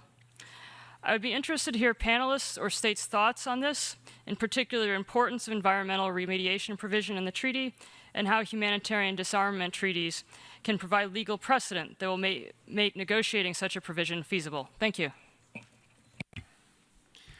I thank Madam Doherty. I think we'll give now the panelists the opportunity to answer the questions and to make comments. I will start in the reverse sense, and I'll ask Ms. Mian to answer first. Thank you. The vexing question of testing and whether it's covered by development or not, I think my own view is that an obligation that prohibits testing of all kinds, of any kind of nuclear explosive device, would actually be an important element of this treaty. And the reason is one that hasn't been mentioned so far, and let me just try and remind you of this. And that is that the Comprehensive Test Ban Treaty allows a state to withdraw in the supreme national interest, presumably for the purpose of conducting a test. But it also allows, once it enters into force, to be true, that it allows any state party to request permission for the conduct of underground nuclear explosions for peaceful purposes. And that the Test Ban Treaty actually says that the review conference of the Test Ban Treaty, assuming it has entered into force, shall commence work with a view to recommending an appropriate amendment to the CTBT that shall preclude any military benefit of such a nuclear explosion otherwise conducted for a peaceful purpose. It would seem to me that the goal of a prohibition that is to be enduring and to shut as many possible paths for states to maintain latent nuclear weapons capabilities would be to make sure that no test of any nuclear explosive device under any circumstances for any reason is to be permitted. In the same way, as you may recall, the NPT actually had the option for peaceful nuclear tests, which slowly withered away. And I think that this last remnant in the Test Ban Treaty also, we should shut the door on this. And I think that a clear statement that the international community now thinks that there is no justification under any circumstances for any kind of nuclear explosive testing for whatever purpose should be permitted. And I think that that would actually help make sure that the maintenance of latent nuclear weapons capabilities is made as hard as possible going forward. The question of implementable obligations. The fact of the matter is that when it comes to transit and other things, the Security Council has already said, and states accepted the obligation to try as best as they could, with support and assistance from others, to implement these obligations with regard to transit of materials for the purposes of preventing proliferation. So all we're actually talking about is whether that obligation under Security Council Resolution 1540 was to be taken seriously or not, as implementable in principle. And right now we're talking about accepting obligations in principle of things that can be implemented.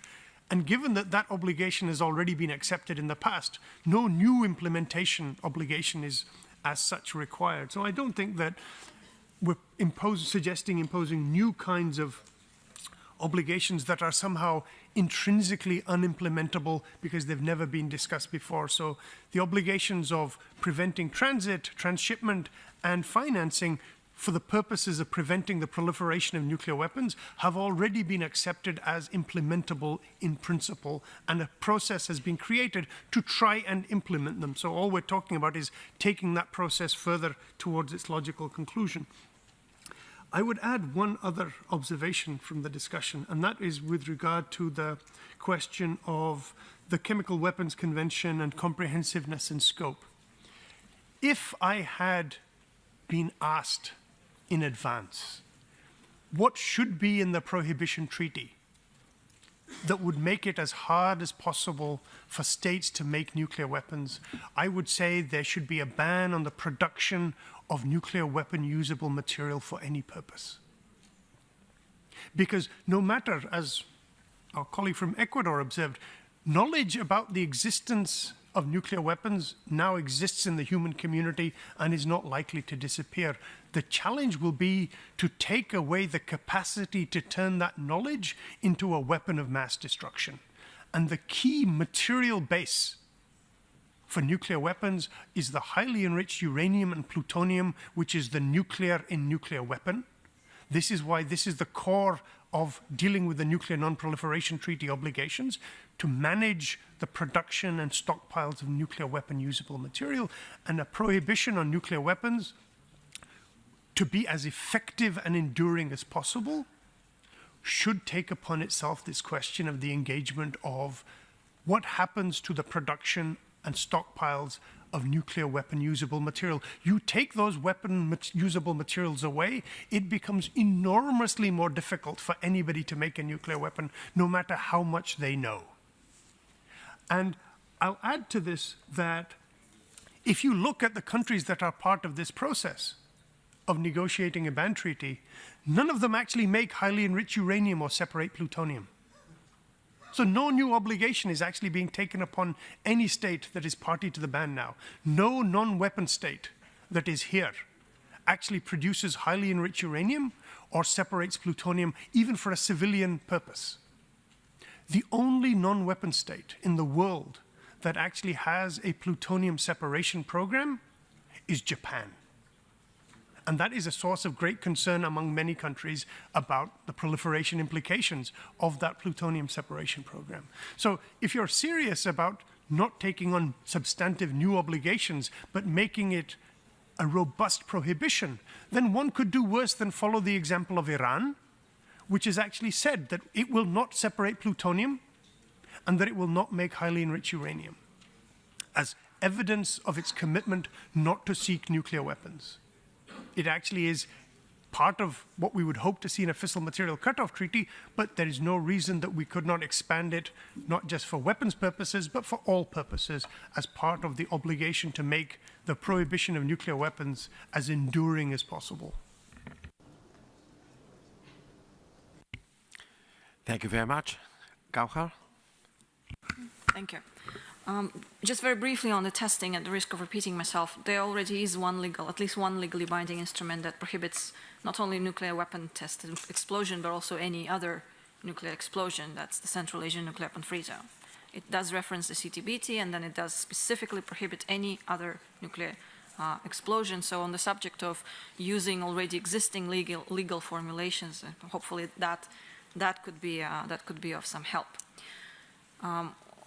I'm heartened to hear that the treaty should have good verification mechanism to prevent diversion and cheating. That's basically the spirit in which I recommended using the existing safeguard system and the highest available standard thereof to help the verification of compliance, ensuring compliance with the core prohibitions of the treaty.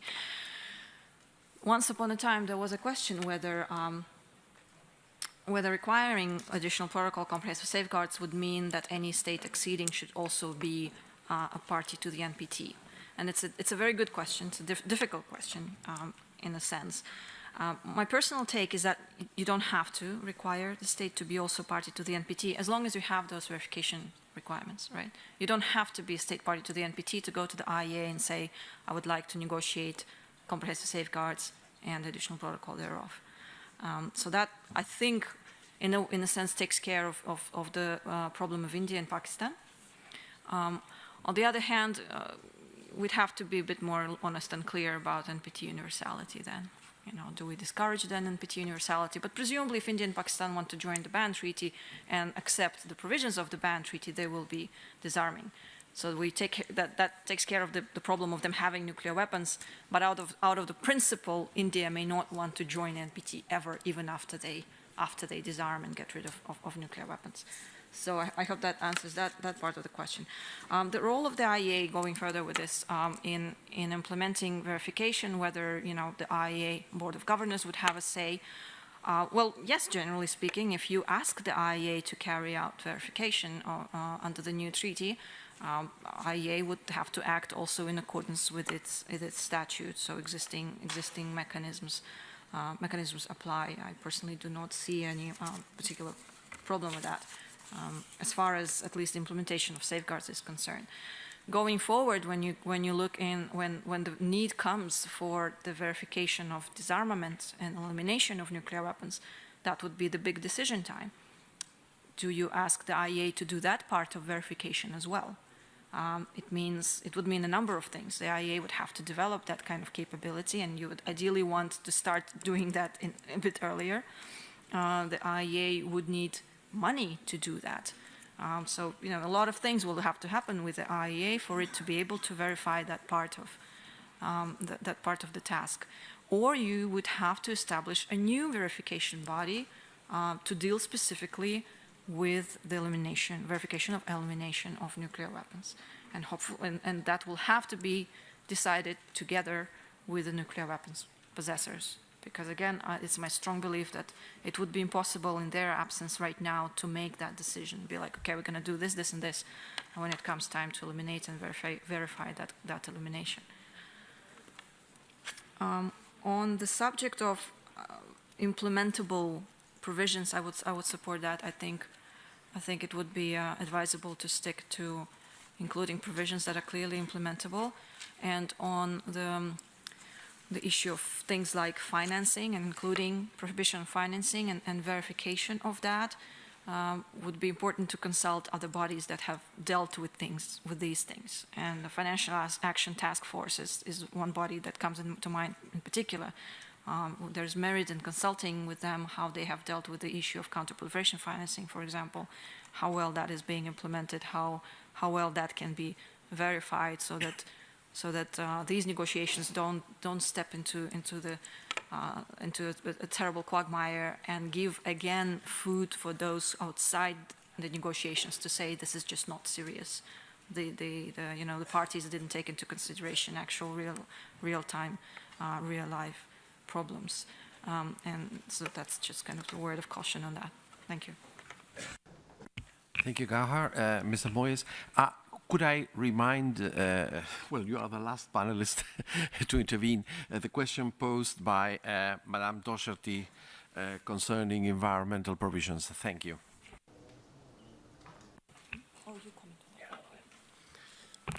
Thank you very much, and again, thank you for the rich debate.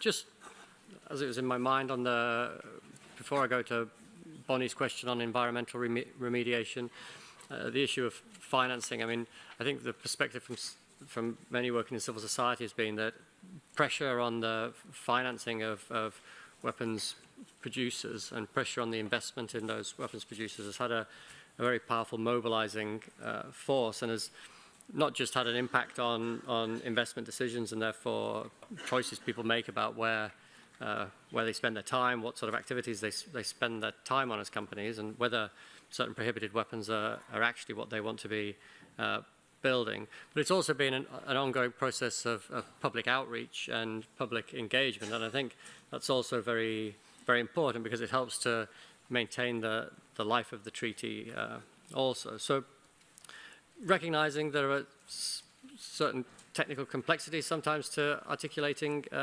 prohibition on financing, and issues of technicality in that area have come up before.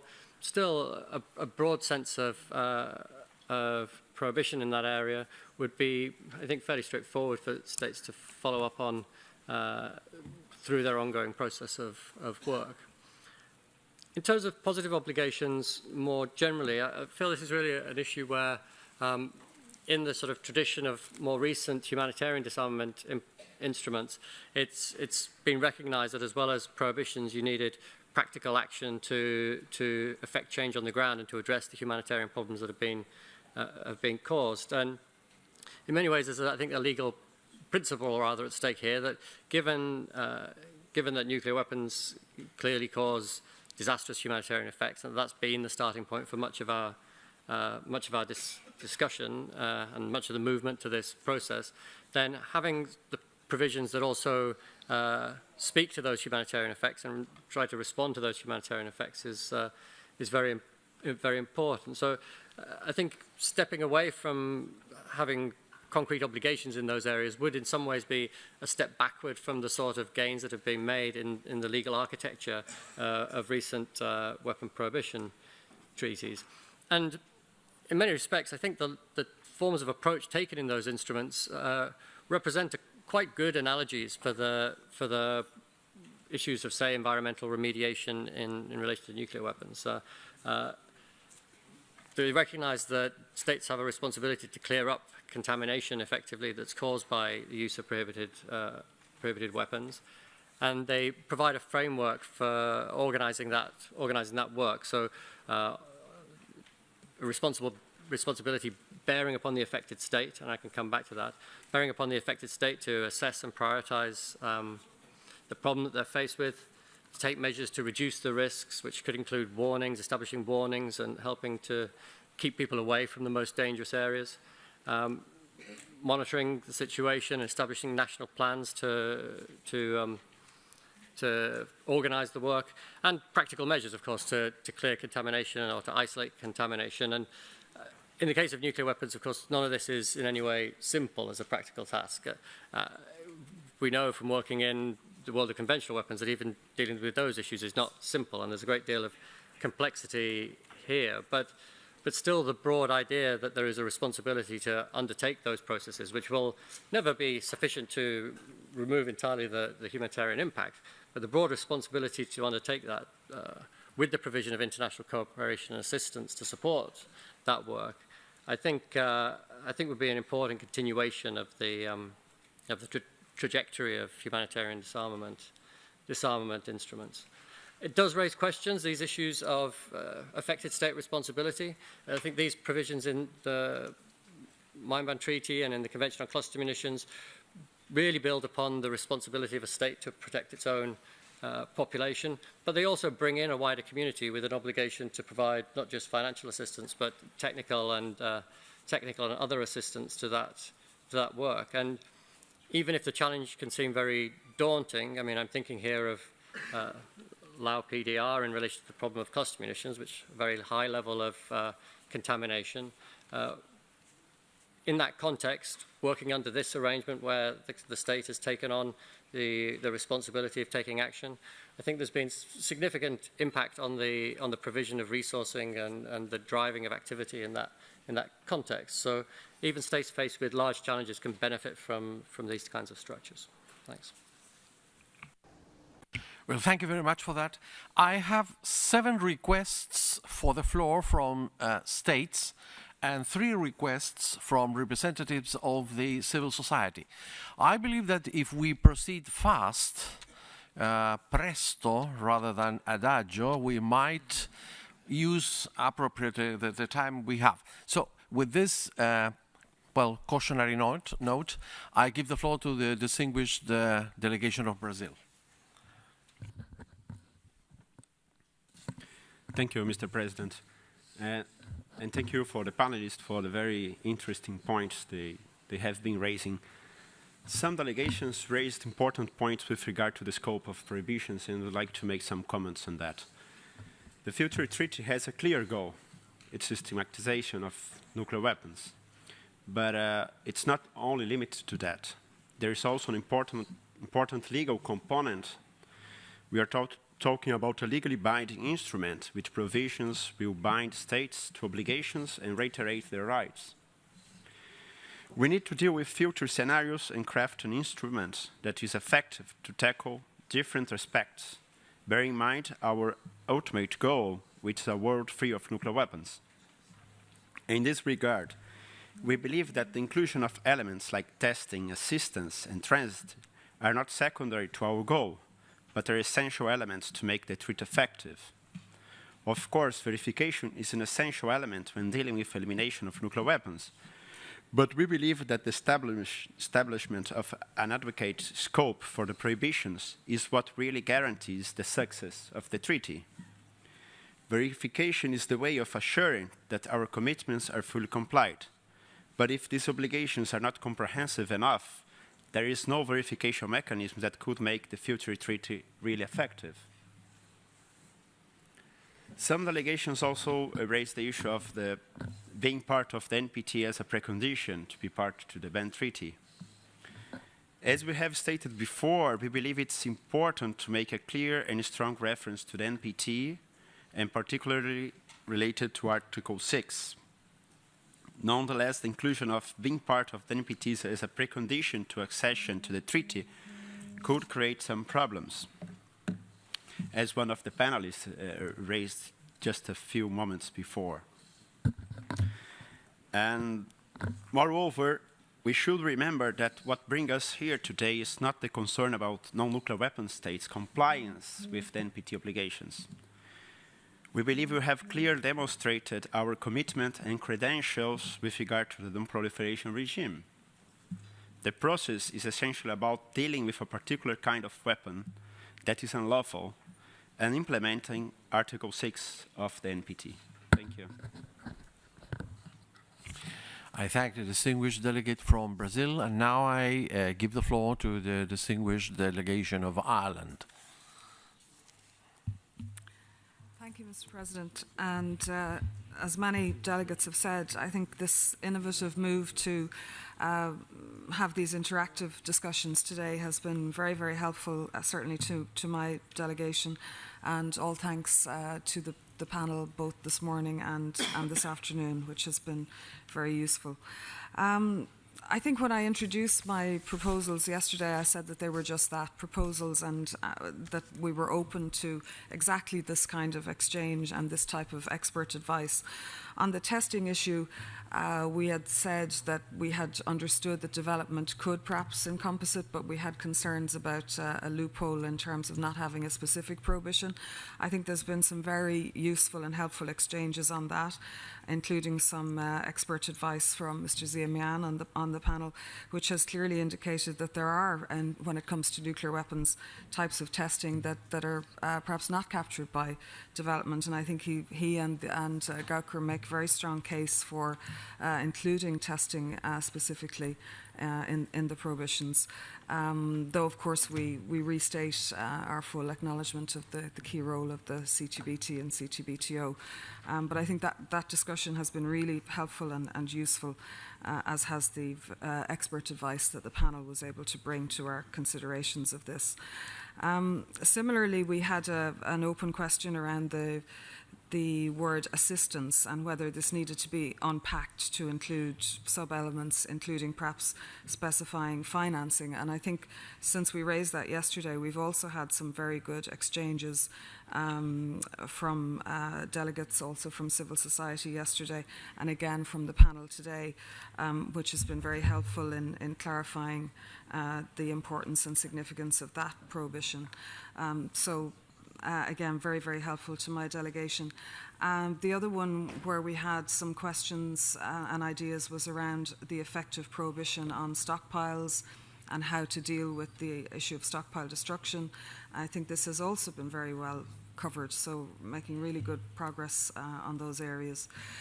I also welcome the exchanges that we've had on verification. I think it's been really helpful and useful to see the differentiation between verifying eventual stockpile destruction and elimination of the weapon as distinct from verifying our compliance with the provisions, verifying the implementation of the treaty. Because in the interim, presumably we do need a means of ensuring that we ourselves as states parties are compliant with the prohibitions. And I think that's possibly something we will come to tomorrow under institutional arrangements. But we won't have the panel or the experts with us then. So maybe we could, I could just put to the panel that idea of how they envisage those sort of arrangements being put in place. Perhaps the idea that there might be peer review when we have meetings of states parties, that might be how we would look at verifying the implementation of the other prohibitions. And I think the other issue that we might come to again tomorrow will be around positive obligations, but very pleased to have heard those mentioned also by the experts on the panel today in terms of environmental remediation, victim assistance. I think the role of victims and survivors in terms of their testimony, in terms of their witness in bringing us to this point has been a very, very important one, and I think those issues are very deserving of our consideration. Thank you. I thank the distinguished representative of Ireland. Now give the floor to the distinguished delegation of the Holy See. I wanted to thank you for the process of interaction, and thank you to the panelists for a really excellent discussion of what ways we can use existing norms and legal instruments and how we can adapt it to this question of drafting a prohibition on nuclear weapons. A couple of things have been mentioned this afternoon. Mr. Moyes and civil society representatives mentioned we don't want to step back from the gains made in recent humanitarian disarmament treaties. And another established mechanism that was mentioned was UN Security Council Resolution 1540. So different suggestions for ways to harvest gains made on existing treaties to this question. But I wanted to bring it full circle with the discussion this morning, because several of the panelists this morning specifically referenced the right to life as one thing that could be brought in connection to the prohibition on nuclear weapons. There was reference this morning to Tilman Ruff's comments that the right to life is in reality a precondition for the enjoyment of all other rights. And Article 3 of the Universal Declaration of Human Rights specifically says everyone has the right to life. So I wonder if this might be a way to kind of connect the dots between some of these recent advancements in humanitarian disarmament law with the Universal Declaration of Human Rights and connect that to the prohibition of nuclear weapons as this treaty is drafted. I was wondering if the panelists might weigh in on that applicability of that right to life to this prohibition. Thank you. I thank the distinguished delegation from the Holy See. And now I give the floor to Ms. Erin Hunt from Mines Action Canada. Oh, there we go. Thank you, Chair and panelists. Like my colleague from Harvard, I've found the conversations about positive obligations very interesting.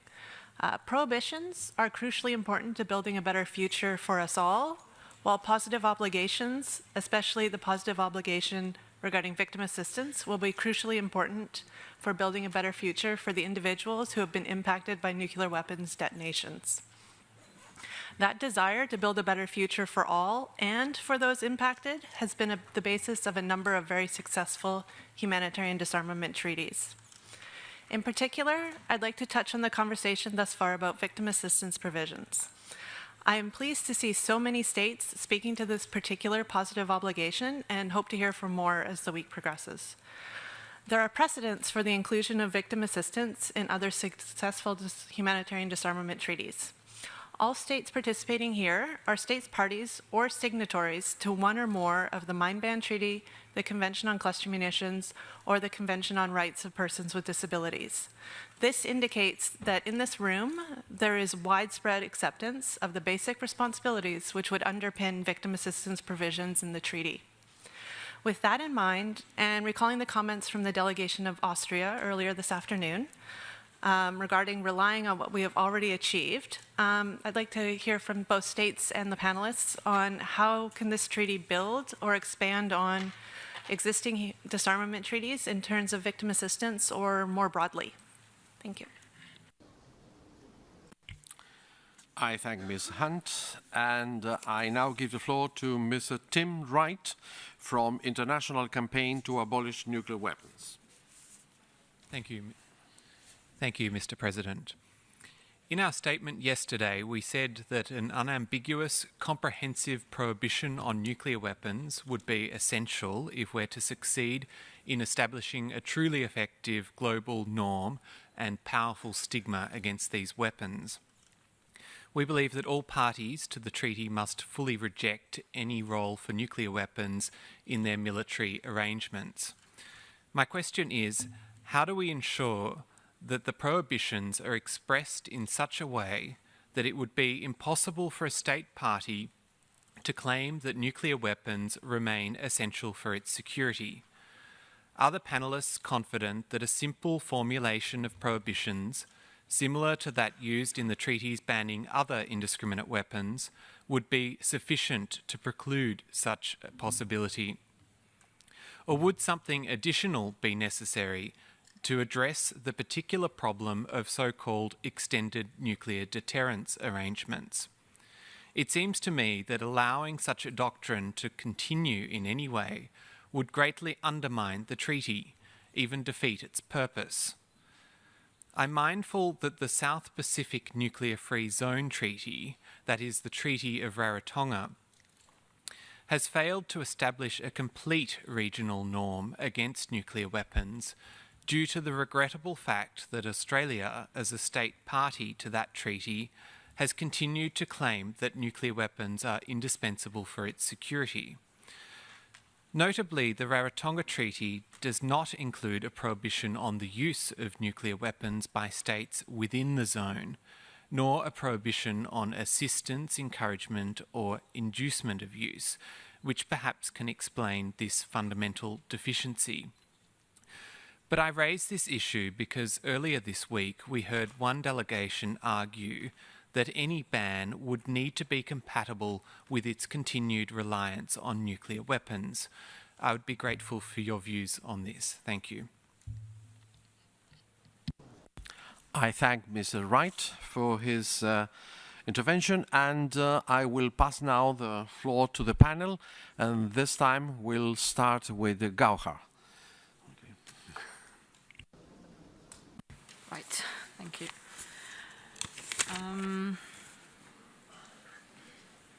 Right, on institutional arrangements, I'm sad to say I'm not exactly prepared to discuss that right now. But as I said, some institutional arrangements will come up down the road, specifically about elimination verification. But even if you want to postpone dealing with elimination by saying, you know, whoever exceeds and has nuclear weapons should attach verification protocol and elimination protocol, you need to think right now what body is going to deal with that very document. And to that effect, I think it would be advisable to consider a conference of state bodies and some kind of a body like an executive council, some kind of decision-making sort of authority that could potentially be the counterpart in the negotiations when a nuclear weapon possessor is exceeding. And CWC has these kinds of provisions for the Executive Council to deal with accession of countries after the 10-year deadline for stockpile destruction expires. And so that Executive Council can then negotiate with the exceeding state on the elimination and on the verification provisions. So I think it's a good model to examine for the institutional arrangements for the Prohibition Treaty. On the right to life, I must confess I've also haven't given it any thought before, but the moment I hear the right to life, death penalty comes to mind. So I don't know how states that have death penalty are going to be okay with endorsement of the right to life in the main body of the treaty. That might just betray me as a complete novice in this area, but I actually would welcome some responses on that front from other experts. Ensuring that that states cannot continue to claim their reliance on nuclear weapons for security, I think that's pretty much at the heart of the Prohibition Treaty, right? Whether you have nuclear weapons or you otherwise rely on nuclear weapons, I think that should be incompatible with joining a treaty that prohibits nuclear weapons in various aspects. And the way I looked at it, when thinking about it, I thought the prohibition on use and participation in military planning should probably cover that. If the behavior of allied states vis-a-vis the joint statements on the humanitarian consequences is any guide, just simply saying that nuclear weapons should now be used again seems to be enough to contradict the reliance on extended nuclear deterrence. So I don't know if you need to create any more specifics in that respect. Thanks. Thank you. Richard, if I may. Thank you very much. Yes, similarly, I feel like I don't know sufficient background on the technicalities of the right to life formulation, so don't feel, I'm afraid, in a position to respond directly on that. Mines Action Canada raised the positive obligation of victim assistance, and very similar to our orientation to environmental remediation. This is an area where substantial legal development has occurred and in previous weapons treaties, and which we think we can build on in a very analogous way here in terms of the way in which those provisions are structured.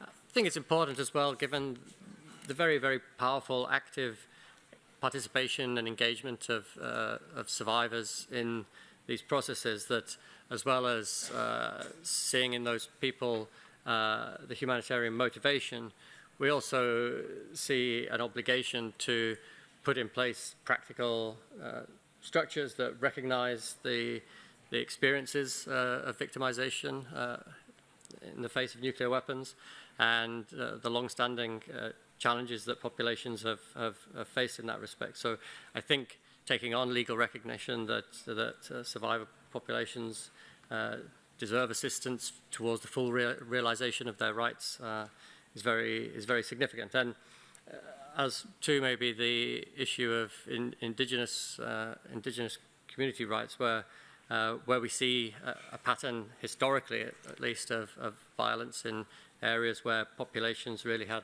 very little traction with their wider political structures and was subject to what were described, or have been described in these contexts previously as rather racist orientations, then I think it should be recognized that a significant population of human beings have not really been treated fully like human beings in the history of nuclear weapons.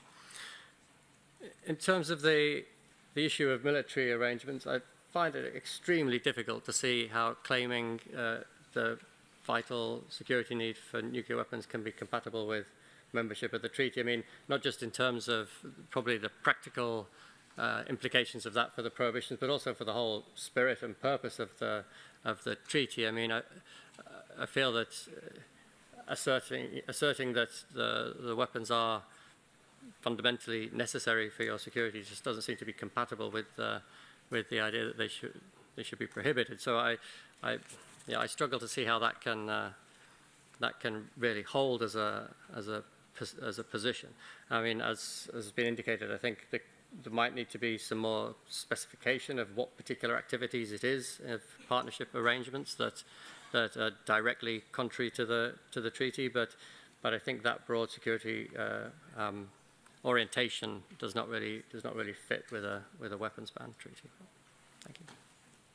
Thank you. And proceeding at this rhythm of Allegro molto, I give the floor to the distinguished delegation from Switzerland. Thank you, Mr. President. First and foremost, let me express our gratitude to the presidency for those informal discussions and also for the panelists for the very interesting presentation. I think that those discussions are very useful, and they're very useful in bringing clarity to a number of issues and in maybe also flagging the most difficult issues, or at least issues that will require close considerations moving forward. With this in mind, let me pick up on two issues that have been addressed by the panel. First, the issue of testing. On testing, I think over the past 2 days, we heard a very large spectrum of views. And it goes from the fact that we may have no provision on testing in the treaty to very far-reaching provisions. And I'm very grateful to the panel to have underlined the importance of having a reference to testing in the treaty, and on the centrality of the CTBT in that domain. And I think that when we take this issue forward and we look at it closely, I think that there's one thing that we're going to have to be very careful about, which is the issue of unintended consequences. And when I say this is the question of going beyond the CTBT itself, and of having states signing up to standards and commitments that may be diverging from the CTBT. We understand the interest in having as robust a treaty as possible, but I think one thing that we will have to consider very carefully is the signal that we would send in doing that, in developing new norms, and the signal that we would send about the centrality of the CTBT and the importance of its entry into force. and also the impact that creating unverified and unverifiable norms next to verifiable ones, and what may be the consequences. And I think one question that we would ask in that domain is whether the best at the end of the day may not be the enemy of the good. Second issue that we would like to pick up on is that of verification. And I think over the past 2 days we heard many things on the issue of verification. I think we're very grateful to Golkar for one element in particular, which is that as we move forward, we will need to break down verification in two very different parts. One, verification for nuclear weapon states or nuclear possessor states that may join the treaty at a later stage. And here there's a number of things that we will need to look at, which is that whether disarmament and disarmament verification should come under the treaty in some form or shape, or whether that should take place outside of the treaty. And once a former nuclear weapon states or nuclear possessor states accede to the treaty, what should be the verification requirement for that state? And that's one question that we need to look at. Now, there's still a different question that we need to look at, which is the issue of verification for states that would be part of the treaty from the get-go. And in that domain also, we had a very wide range of comments or proposals made, from there should be no verification whatsoever under the treaty to everything should be verified. And I think that we would support a third view, which is that what should be verified under the treaty are the core prohibition, and that would be the right balance between the too little and the too much that will not be that will be very difficultly effectively verifiable.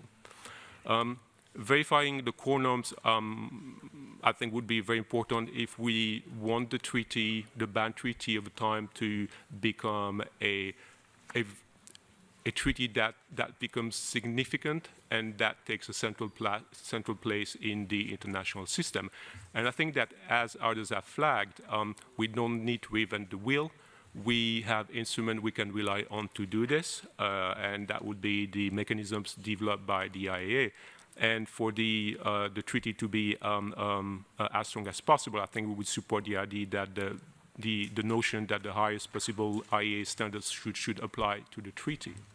Now, there's one more element that has not been highlighted yet as to why we should have verification for verification requirements for states under the treaty, which is that one thing that we want to avoid is years down the line that we find ourselves in a situation where we have a country not member to the NPT, but member to a ban without verification, because we think that this would raise a number of questions and issues, and we would welcome any comment from the panel on that specific point.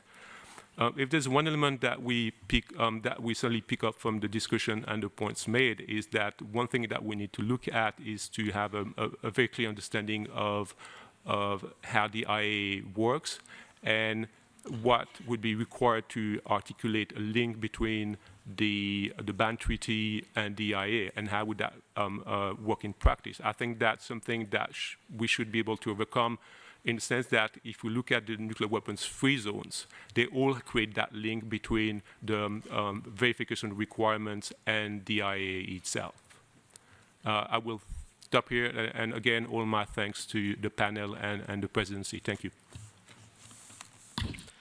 I thank the distinguished delegation from Switzerland, and I must apologize to Professor Mian because I bypassed him completely. Professor, you have now the possibility to answer the new questions and the old questions. Please forgive me. I'm sure many of our colleagues are tired of hearing me already, so let me answer at least two of the questions that were asked, if I might. The first was on the question about extended deterrence and the ban. Given that the framework for the ban treaty is rooted so fundamentally in the principles of humanitarian law, it seems completely outrageous to actually make the case that I will not use mass murder in my defense policy, I will let you use it on my behalf. So I think that from the simple fact that we are pursuing this as a way to limit what kinds of behavior is legitimate and legal by states, including in the conduct of war and their relations with each other, it is fundamental that states not be allowed to say, I will not have nuclear weapons, but I will allow nuclear weapons to be used on my behalf. This has to be a simple, clear fact. Otherwise, you have taken away the very principles upon which, the humanitarian principles upon which this effort is premised. So there should be no scope for such an argument.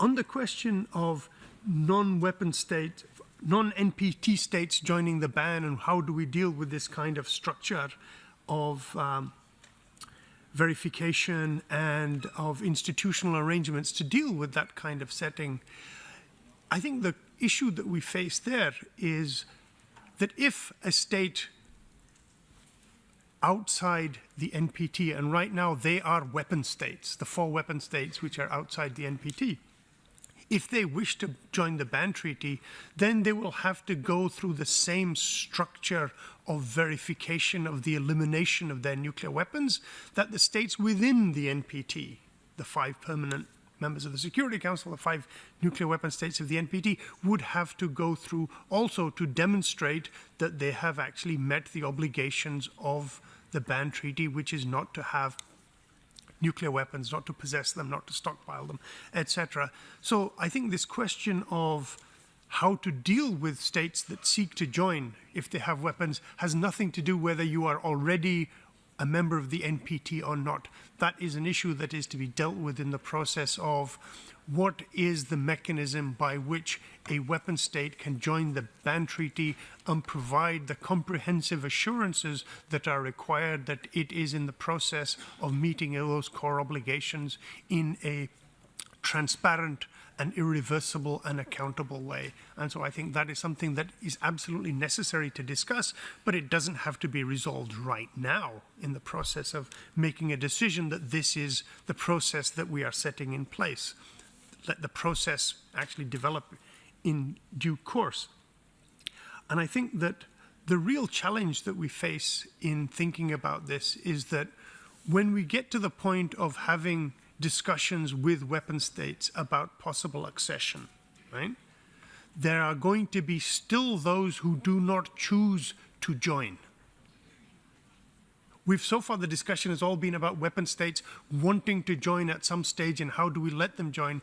I would urge you to ask the question, what do we do about weapon states that say we will not join under any circumstances? What is going to be the role of the international community and ban treaty states parties in their relationship to each other and any state that chooses willfully to remain outside any ban treaty?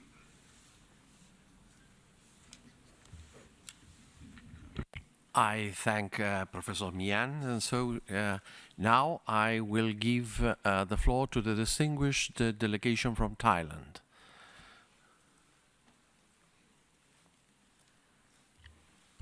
Thank you, Mr. President. First of all, I would like to thank the panelists for both in the morning and afternoon session. This is very useful and helpful interactive dialogue that we have today in bringing the clarity to the issues that we discuss and also provide the healthy food for thoughts for our future deliberations. And I'm very grateful indeed. On the issue of nuclear testing, I wish to further elaborate on this very issue that we understand the challenges that blocking the CTBT, the entry into force of the CTBT. So we are convinced that it is appropriate to include the nuclear testing as a prohibited activity under this instrument. And this should be comprehensive, as Professor Zia Mian has mentioned earlier, that the prohibition for our delegation, we think the prohibition should cover not only the physical nuclear explosions, but also any other means for qualitative improvement of nuclear weapons. This prohibition would also help contribute to the strengthening of CTBT when it enters into force. Second, I also concur with Mr. Mian on the importance of irreversibility and transparency and accountability to guide us in all relevant steps. We stand ready to engage constructively with all on this matter. And thirdly, on the issue of role of IAEA on verification, I wish to refer to the IAEA statute itself, Article 3B, paragraph 1, and I quote, "In carrying out its functions, the agency shall conduct its activities in accordance with the purposes and principles of the United Nations to promote peace and international cooperation and in conformity with policies of the United Nations, furthering the establishment of safeguarded worldwide disarmament, and in conformity with any international agreements entered into pursuant to such policies." This is clear to us that the IAEA could have roles in verification in the future in implementing this instrument. We think that this statute of the IAEA opened the ways for IAEA to perform such roles. And last but not least, I would like to raise a technical and critical issue that we feel has been missed thus far, which has tremendous political and strategic implications. As mentioned earlier in our intervention yesterday and the day before, our positions are based on the Southeast Asia nuclear weapon-free zones, which includes maritime areas of the continental shelf and the exclusive economic zone. So if we want the future legally binding instrument on the prohibition of nuclear weapons to be effective, we must include the prohibition of nuclear weapons that are in all the areas under the state's parties' jurisdiction or under their control. This is nothing new. We are not asking for anything new.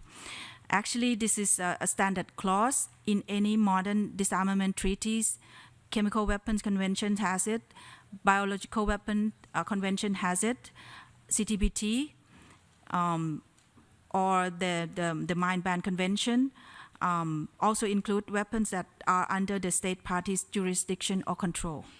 So we therefore strongly urge all states to seriously consider this issue and include this standard clause in the legally binding instrument that we are going to adopt.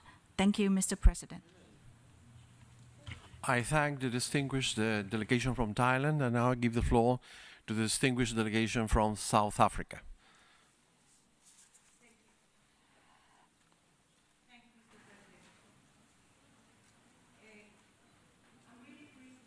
Microphone, please, for the delegation from South Africa. It's not working. Now it is. Sorry. Let me begin again. Thank you, Mr. President. I would like to thank, in particular, the President of the conference for creating the space that is so necessary in negotiations of this type in a context where we do not have time. So she's opened up space for us to draw on expertise in thinking aloud, but also trying to frame answers to difficult questions. I appreciate that very much. My delegation appreciates it very much. Out of this, we have a lot of questions, but we also have a lot of comments. Professor Mian, you raise a question about what to do with states that will not join or that do not join.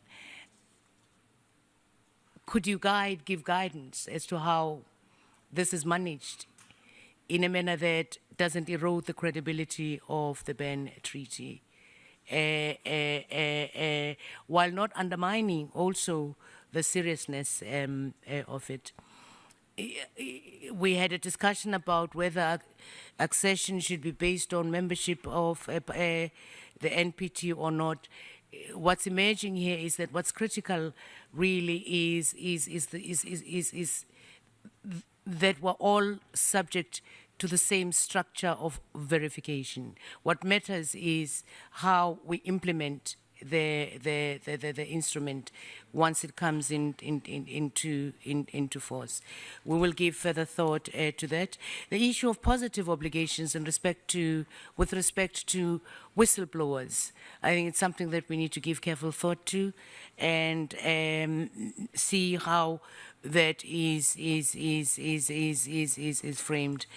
Goha, you made our delegation see the whole chain in terms of the operationalization of the instrument when it comes into force, particularly with regards to verification.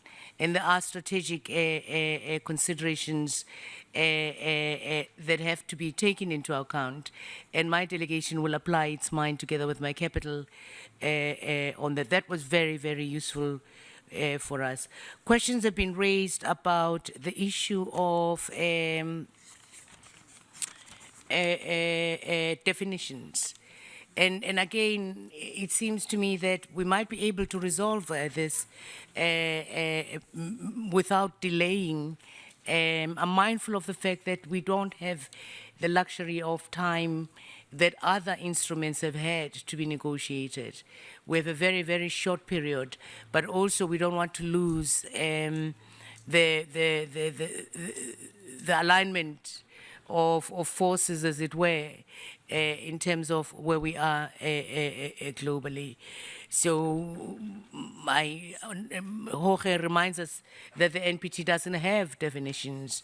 Is it necessary that we have definitions? If the panel could comment a little bit more on the necessity of definitions, I would really appreciate that. Once more, our delegation is really very grateful for this session and the earlier one too. Thank you, Mr. President. I thank the distinguished delegation from South Africa for her participation, and I will now give the floor to the distinguished delegation of Cuba with the indulgence of Austria and the Holy See, because you already had your turn. We will come back to you when the others that did not participate have the possibility. In the case of the Holy See, I expect the indulgence to be plenary.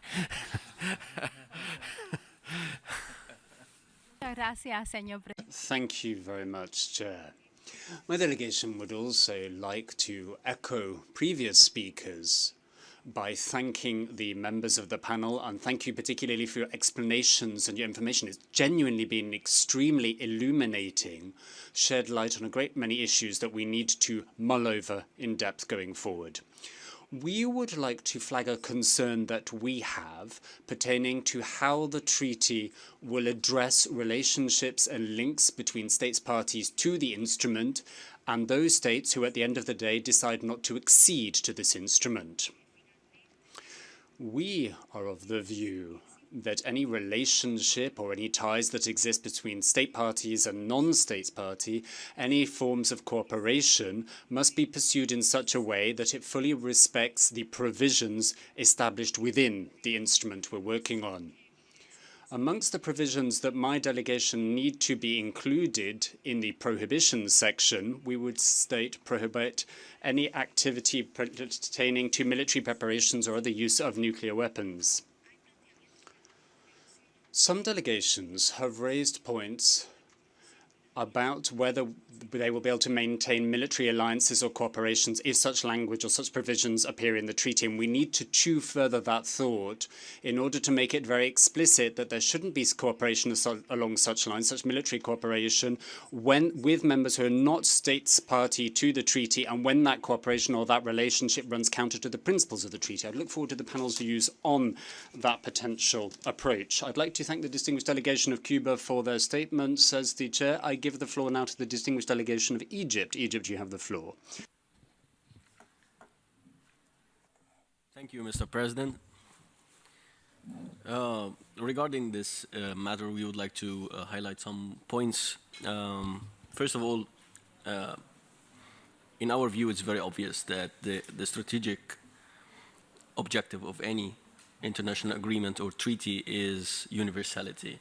And in this case, in this context, universality means the accession of not only non-nuclear weapon states, but also nuclear weapon states and nuclear possessing states. So we have to explore all options, taking into consideration this strategic objective. Second point is that according to the mandate, the technical mandate that we have through the UNGA resolution 258, there is a primary objective, which is negotiating a legal instrument on banning nuclear weapons, but there is a secondary objective, which is all about their total elimination. So there are two portions. The first portion is the primary objective, and the second portion is the secondary objective. In this case, I would like to just remind the all fellow delegates and all delegations in this room that we have something to refer to, which is the final report of the open-ended working group in Geneva.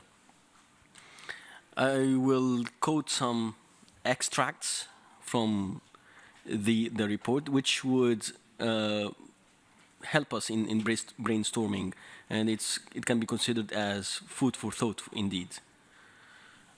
First quote is from the note, the letter that was circulated by the Secretary General at that time last year to present the final report of the open-ended working group.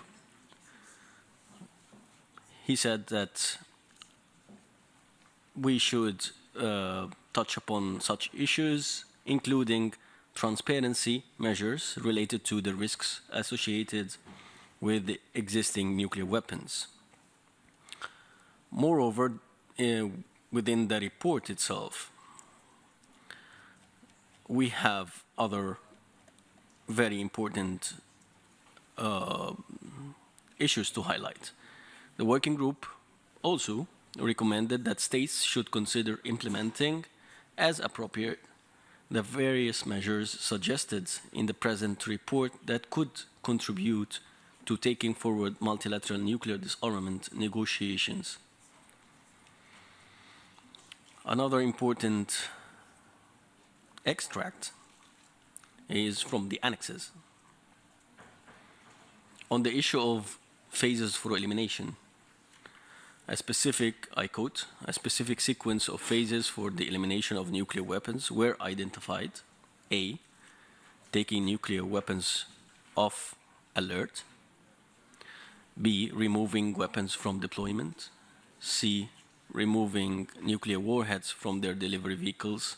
D, removing and disfiguring the pits. And E, placing the fissile material under international control. Obligations to eliminate nuclear arsenals within an agreed time frame and in a specified manner could be included. On the issue of verification measures, I quote, verification arrangements including routine and challenge inspections as well as measures for the use of on-site sensors, satellite photography, and sampling, radionuclide sampling, and other remote sensors, information sharing with other organizations, and citizen reporting. Second point, establishment of an international monitoring system and making information available through a registry. And the final issue is on the compliance. Establishment of an international agency responsible for verification and ensuring compliance, comprising a conference of states parties, an executive council, and the technical secretariat, or giving the International Atomic Energy Agency an active role in verifying nuclear disarmament. Second point on compliance issue, the secretariat in this case, if established, shall be responsible for the holding of periodic or extraordinary consultations among member states on matters relating to the purposes, measures, and procedures set out in the instrument. So these are the main points that we can take into consideration, especially within the framework of some sort of terms of reference that we can always refer to, which is the report of the open-ended working group. Thank you so much, Mr. President. I thank the distinguished delegation of Egypt, and now I give the floor to the distinguished delegation of Malaysia. Thank you, Mr. President. We wanted to commend the efforts of the panelists this afternoon, as well as this morning, for sharing with us their viewpoints. We felt that the viewpoints were very constructive and provided a good insight on the realistic challenges ahead of us. We were very encouraged by the convergence of elements that have appeared before us and the value of the format of this interactive dialogue. Just briefly, on the proposal shared by the delegation of the Kingdom of Thailand, we wish to underline our support for consideration of the proposal and further reiterate that Malaysia subscribes to the whole spectrum of potential prohibitions and as a party to the NPT and the Schonfest Treaty.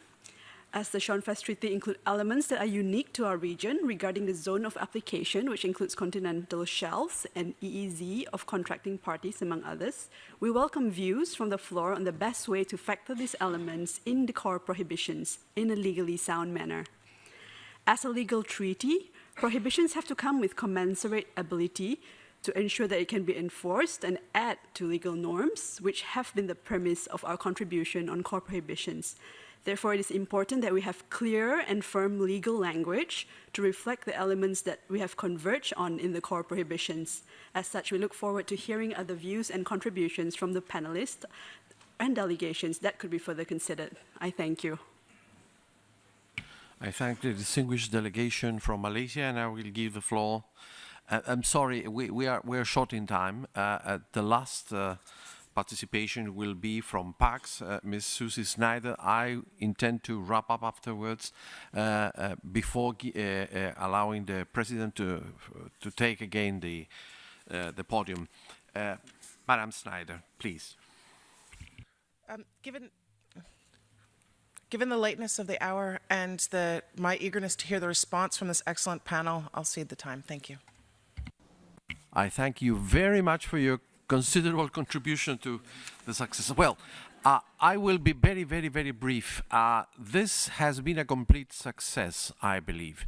There are so many questions, so many interesting aspects to take into consideration, and I believe the contribution from the panel has been outstanding.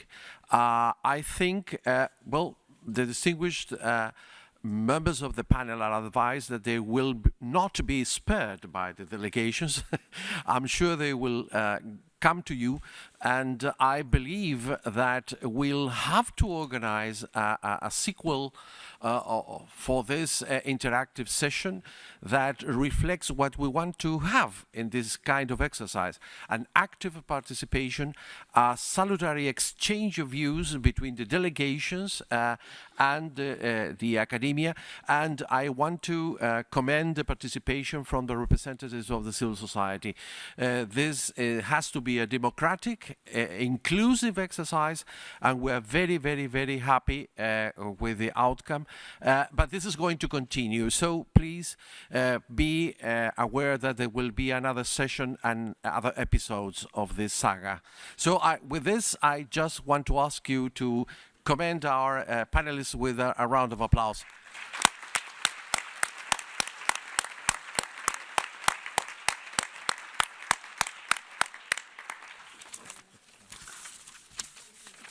Okay.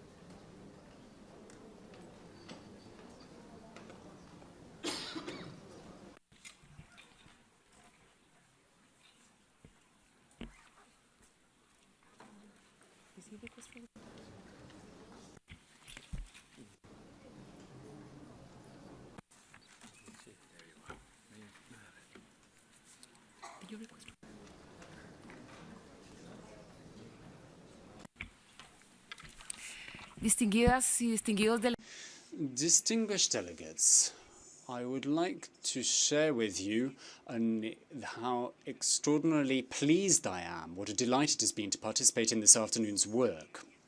I think it's gone very, very well. I've had an opportunity to share with you my hopes and expectations for this week with some of you before we began. And one of the things I raised was my hope that we'd be able to have discussions of this ilk, where delegations will be able to interact with specialists, with academics, in a format that really encouraged a free-flowing discussion and debate and allowed us to address technical issues, real nitty-gritty issues of the different issues of content of the treaty. This afternoon's session, and I hope you share my view of this afternoon's session and indeed of this morning's session, that both of them have been extremely welcome and useful for delegations and will feed into very effectively our later actions. I will look forward to including the content of today's discussions in the chair's summary of our work. There'll be a lot to put in. This has been a very useful day, and I'm delighted that that has been the case. I see that time is not on our side. It's almost 6 o'clock again. I'd like to thank all delegations. I'd like to thank our specialists and panelists from today. I'd like to thank the vice chairs from Austria and Chile. I've abused their patience and exploited their good offices today, but I'd like to thank them for what they've done and for taking over the reins today. But really, again, I would like to come back before we wrap up to the point I made earlier that this has been a very dynamic and encouraging session. I look forward to future such sessions. We have a great deal now to think on going forward overnight. So I hope that we can review it overnight. And then tomorrow we can come back eager and ready to go to discuss institutional arrangements and then move to a discussion on the way forward that will be suggested by the chair, the way forward for the intersessional period. As well as, when I say intersessional period, I'm talking about all that will have to be done between Saturday and the 15th of June, that intersessional period of work. So we'll discuss tomorrow as to what will happen then. Thank you all once again for a very fruitful day. The meeting stands adjourned. I think that this, in many ways, these different political orientations to the approach, in many ways, they underpin the points of divergence and the perhaps different approaches, much more than the commitment or differences of commitment to achieving the same effective outcome. And just reflecting on this, I mean, by way of sort of conceptual background to where these negotiations are, I think. In many ways, it feels like over the last number of years, we've seen something of a convergence between a humanitarian mode of work, in many ways drawing lessons out of the conventional weapons world, with a world of work on nuclear weapons and a community of actors that have worked on nuclear weapons over a long period of time. And in some respects, I think that's reflected in the way we orientate to the discussions here. It's been an extremely productive convergence, I think, between those two communities and some of the conceptual approaches that underpin those. But of course, it also brings slightly different orientations in some ways, slightly different orientations to points of established language, and perhaps different orientations to what the legal trajectory in certain areas have been, and issues of perhaps principle in legal development that flow out of that. And in some respects, I'm thinking here about positive obligations that have been raised in the room a number of times during the course of the week, and which have become understood as principle-based obligations in conventional weapons instruments, but perhaps have been less discussed in relation to legal orientations around nuclear weapons. And I might come back to that. But I think this bringing together of different orientations to the legal framework and to the subject matter at hand and different levels of expectation has been extremely invigorating for the whole community. And I think that's borne out in the fact that we have negotiations between states here, but it's felt like an invigorating process in the context of civil society as well. And this sort of this collaborative work towards a prohibition treaty really builds a great deal of belief that we can make a difference in the world. That said, also looking at the discussion here, that belief is also clearly founded in reality. It's not a naive discussion about what the magical impacts of this treaty will be, but it's a very straightforward discussion that recognizes the scope of that. Just thinking again about wider dynamics of the political context of these negotiations, and this bears a bit upon my feelings about how we approach the legal provisions that the treaty should contain.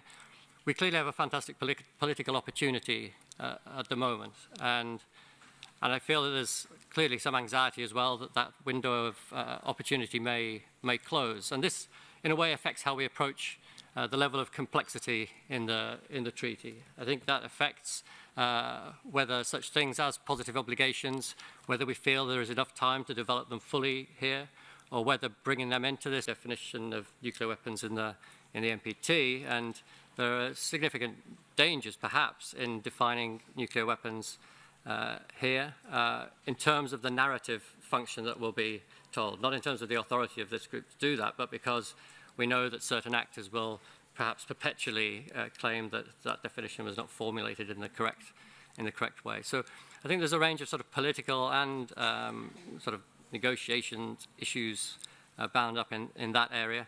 And I also think whether you're going to have definitions or not has a significant impact on how you may frame the other terms of the prohibitions and other legal measures, because it affects the orientation to the drafting of those provisions. And then I just wanted to highlight, by way of illustration perhaps, one of these areas where we can have questions about whether an established general term provides sufficient specificity, and that's in relation to the prohibitions on assistance, encouragement and inducement, which I think broadly recognized as a requirement in the law in terms of how to approach prohibited weapons. And I think it will inevitably be a key issue in the context of these negotiations, because it bears upon a range of other political relationships. In other contexts, it's been argued that the prohibition on assistance as a shorthand, that it covers the deployment of foreign stockpiles, that it covers financing, that it covers transit. I mean, all of these are issues that come up in the debate and have all been argued to be addressed through the more general prohibition on assistance elsewhere. But they're all issues where there can certainly be argued to be utility in drawing out some more specification. And I think, of course, in this context, it also has political significance as a prohibition, because it significantly articulates or relates to how states in military alliances operate together, and the extent to which those alliance relationships are affected by this prohibition. And in that respect, there's not just having foreign stockpiles deployed on your territory, but there's also perhaps participation in planning groups around the use of nuclear weapons and security arrangements that imply the use of nuclear weapons in relation to a state's party. And I think all of those areas are going to underpin a lot of concerns from certain states regarding the treaty. I'm not suggesting that we shouldn't be bearing pressure upon those areas. I'm just articulating a sense that there are certain ways in which specificity on those points could strengthen the position of the treaty, or that it may be politically wise to keep them under the broad formulation. I think I'll more or less leave it there, just having thrown out some comments that are slightly different levels of discussion. I haven't really spoken at any significant length about positive obligations there. Certainly happy to do so in the debate if that's an issue that you think is relevant under this section of the discussion. Thank you. Se declara abierta la... The 8th plenary meeting of the substantive session of the United Nations Conference to negotiate a legally binding instrument to prohibit nuclear weapons, leading towards their total elimination, is called to order.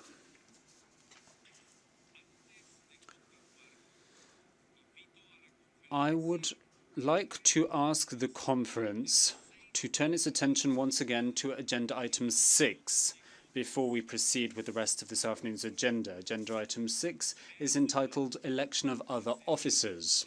I have been informed that Indonesia has been appointed as Vice President of the conference with the approval of the group of Asia-Pacific states. May I take it that the conference decides thus to elect the Vice President designate Indonesia put forward by the group of Asia-Pacific states? There are no objections. It is thus decided.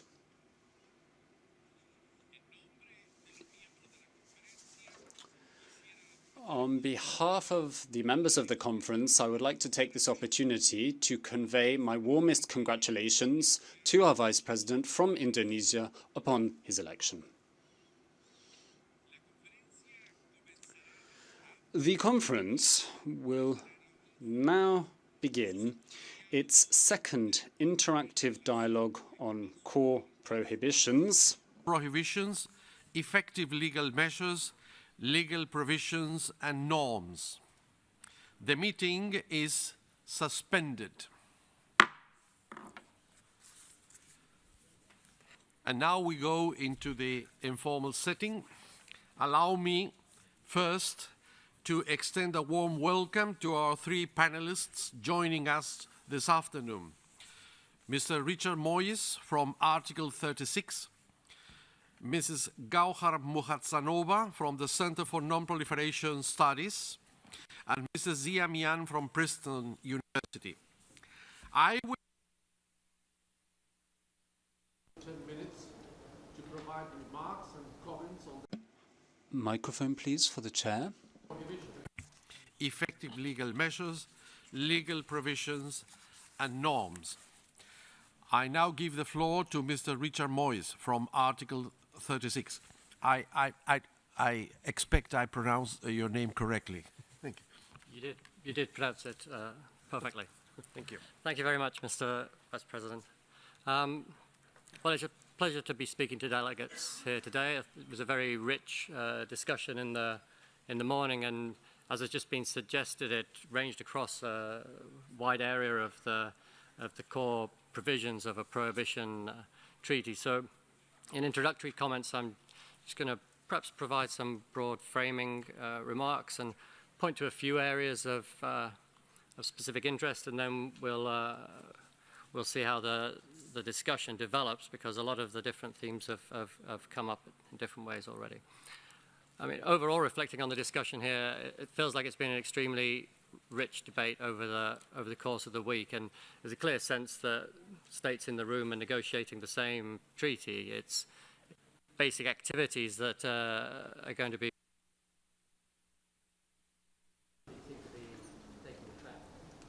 A microphone, please, for Mr. Moyes.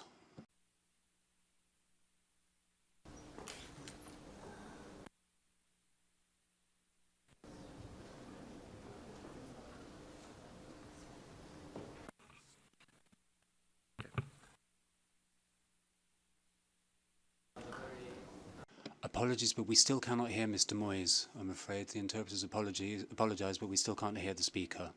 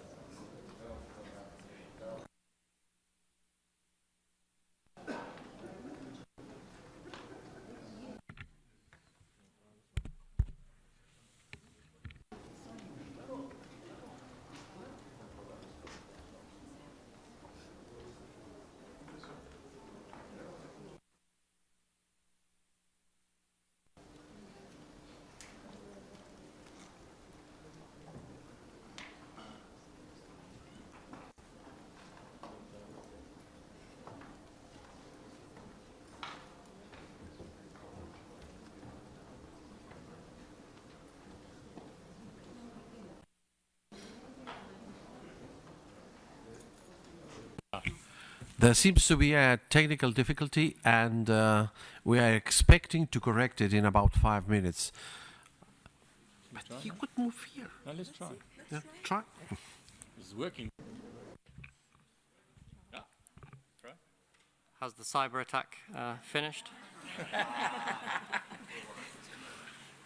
Okay, where was I? I think I was near the beginning. Yeah, I think there seems to be a lot of convergence in the room about the core activities that need to be prohibited under this treaty and the broad shape of the treaty. But there's obviously still detailed work needed and debate on perhaps specific terms and formulations and some fairly significant aspects of the structure. Perhaps a little bit of the scale of the preamble compared with the operative key legal provisions. And it feels as well, looking at this process over time, that we're moving increasingly into a political mode of work where it's a negotiating process on how to achieve the outcomes that people want rather than simply a raising of the humanitarian considerations and the fundamental moral considerations that underpin the treaty. And this context will add complexity to the negotiating process, and in doing so, make it more difficult to achieve our goal. I feel we can be confident that we have learnt lessons across a range of areas in the law and our legal experience, that we have foundations for approaching those issues, and can work on them over the period ahead. So, general themes around the prohibition specifically that I think have come up, and in many ways I'm just reflecting on the structure of the debate. It's often about the level of specificity that needs to be put on the table, and the extent to which established legal formulations provide a sufficient basis for achieving the outcomes that we want. And clearly, there's advantages to relying on established legal formulations because those formulations already have